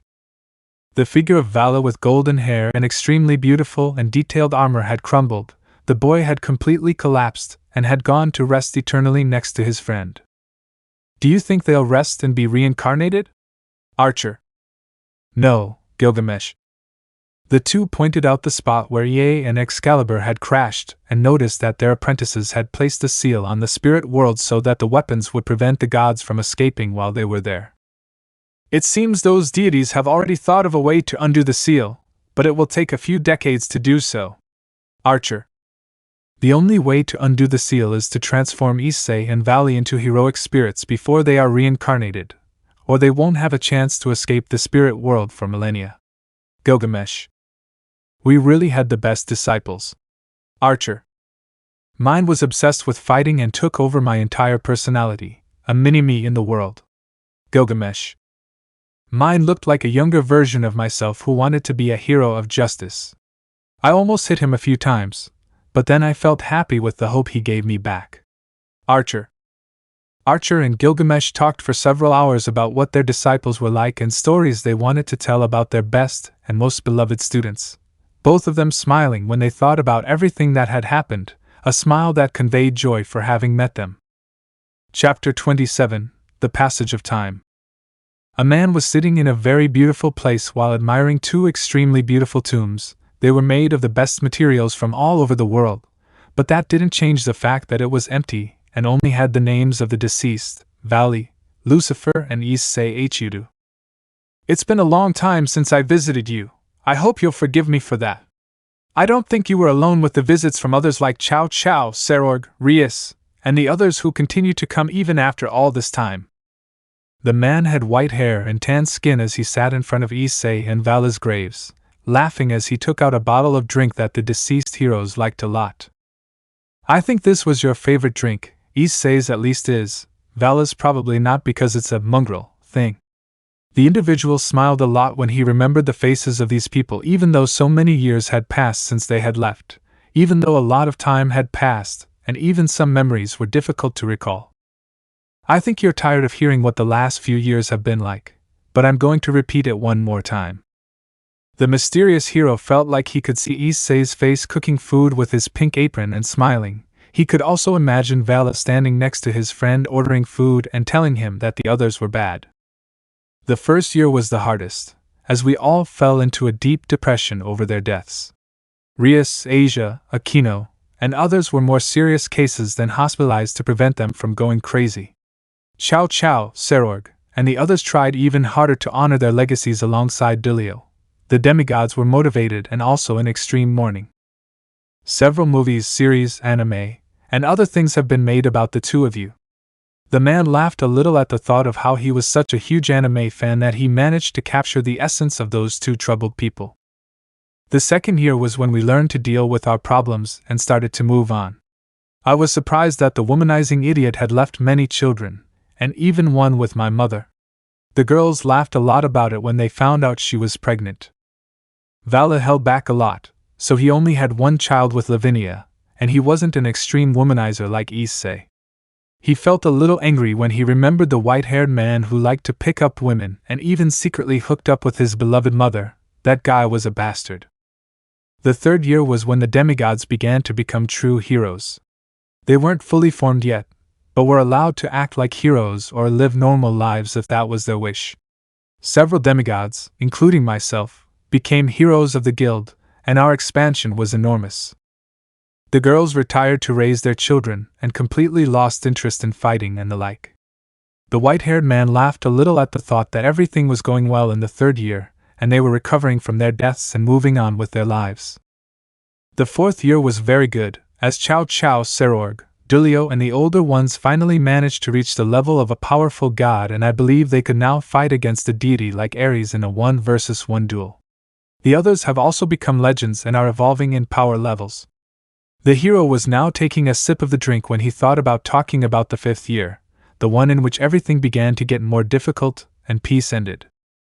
The fifth year was the hardest we had, as a terrorist organization was created and several deaths occurred around the world. The members of this organization were demigods who were being secretly trained, powerful monsters, and even some gods to balance everything out. I think 10% of the world's population died in this war that lasted at least 5 years, so I'll move on to the 10th year. The man wondered if things would get easier, and had a negative answer in his mind when he saw that everything was going downhill in the 10th year as well. The war ended in the 10th year, but the damage was too great, and the will of the planet was furious with us, and that's why they loosened the seal they made. We are at war with several gods and legendary monsters now. 30% of the world's population died in this war that continues to this day. Several of our friends died in this fight. The survivor from the future was looking at the graves of his friends who had several names of women and men who had fallen in battle during these years of war against the world's will to end humanity. Piper fell because she was too fragile after giving birth to Jason's son. Frank also died in Hazel's arms. Razor fell after defending Ravel, and Issei's son, Sarorg's wife, Keisha, also died. Barakiel died defending his island and an entire city. He defeated the enemy, but he was poisoned. The white-haired hero didn't feel very well when he remembered how many people and friends he had to say goodbye to. He couldn't stop crying when he looked at the various names behind Issei and Vala's graves. A blonde-haired woman had arrived wearing armor and ready for combat. This person was Annabeth, who had matured after a long time, after more than 10 years had passed. Times would be easier if you were with us in this fight to save the world's living beings, but it is our duty to continue fighting for the future you protected with your own lives. It seems your habit of visiting them hasn't changed, Percy. Annabeth. It won't change even if 20 years have passed. I'll visit them even when I'm older. Percy. The white-haired man was Percy Jackson, who had inherited Issei's sacred gear and had also inherited his Caliban, having lost the other two swords in the spiritual plane, the Balmung and Excalibur. A Gaia beast appeared in a nearby town. Let's go after it. Annabeth. Let's go. Percy. The two of them smiled as they charged towards a beast over 20 meters tall, which looked like a huge bull mixed with the dragon and was rampaging through the city with its roar.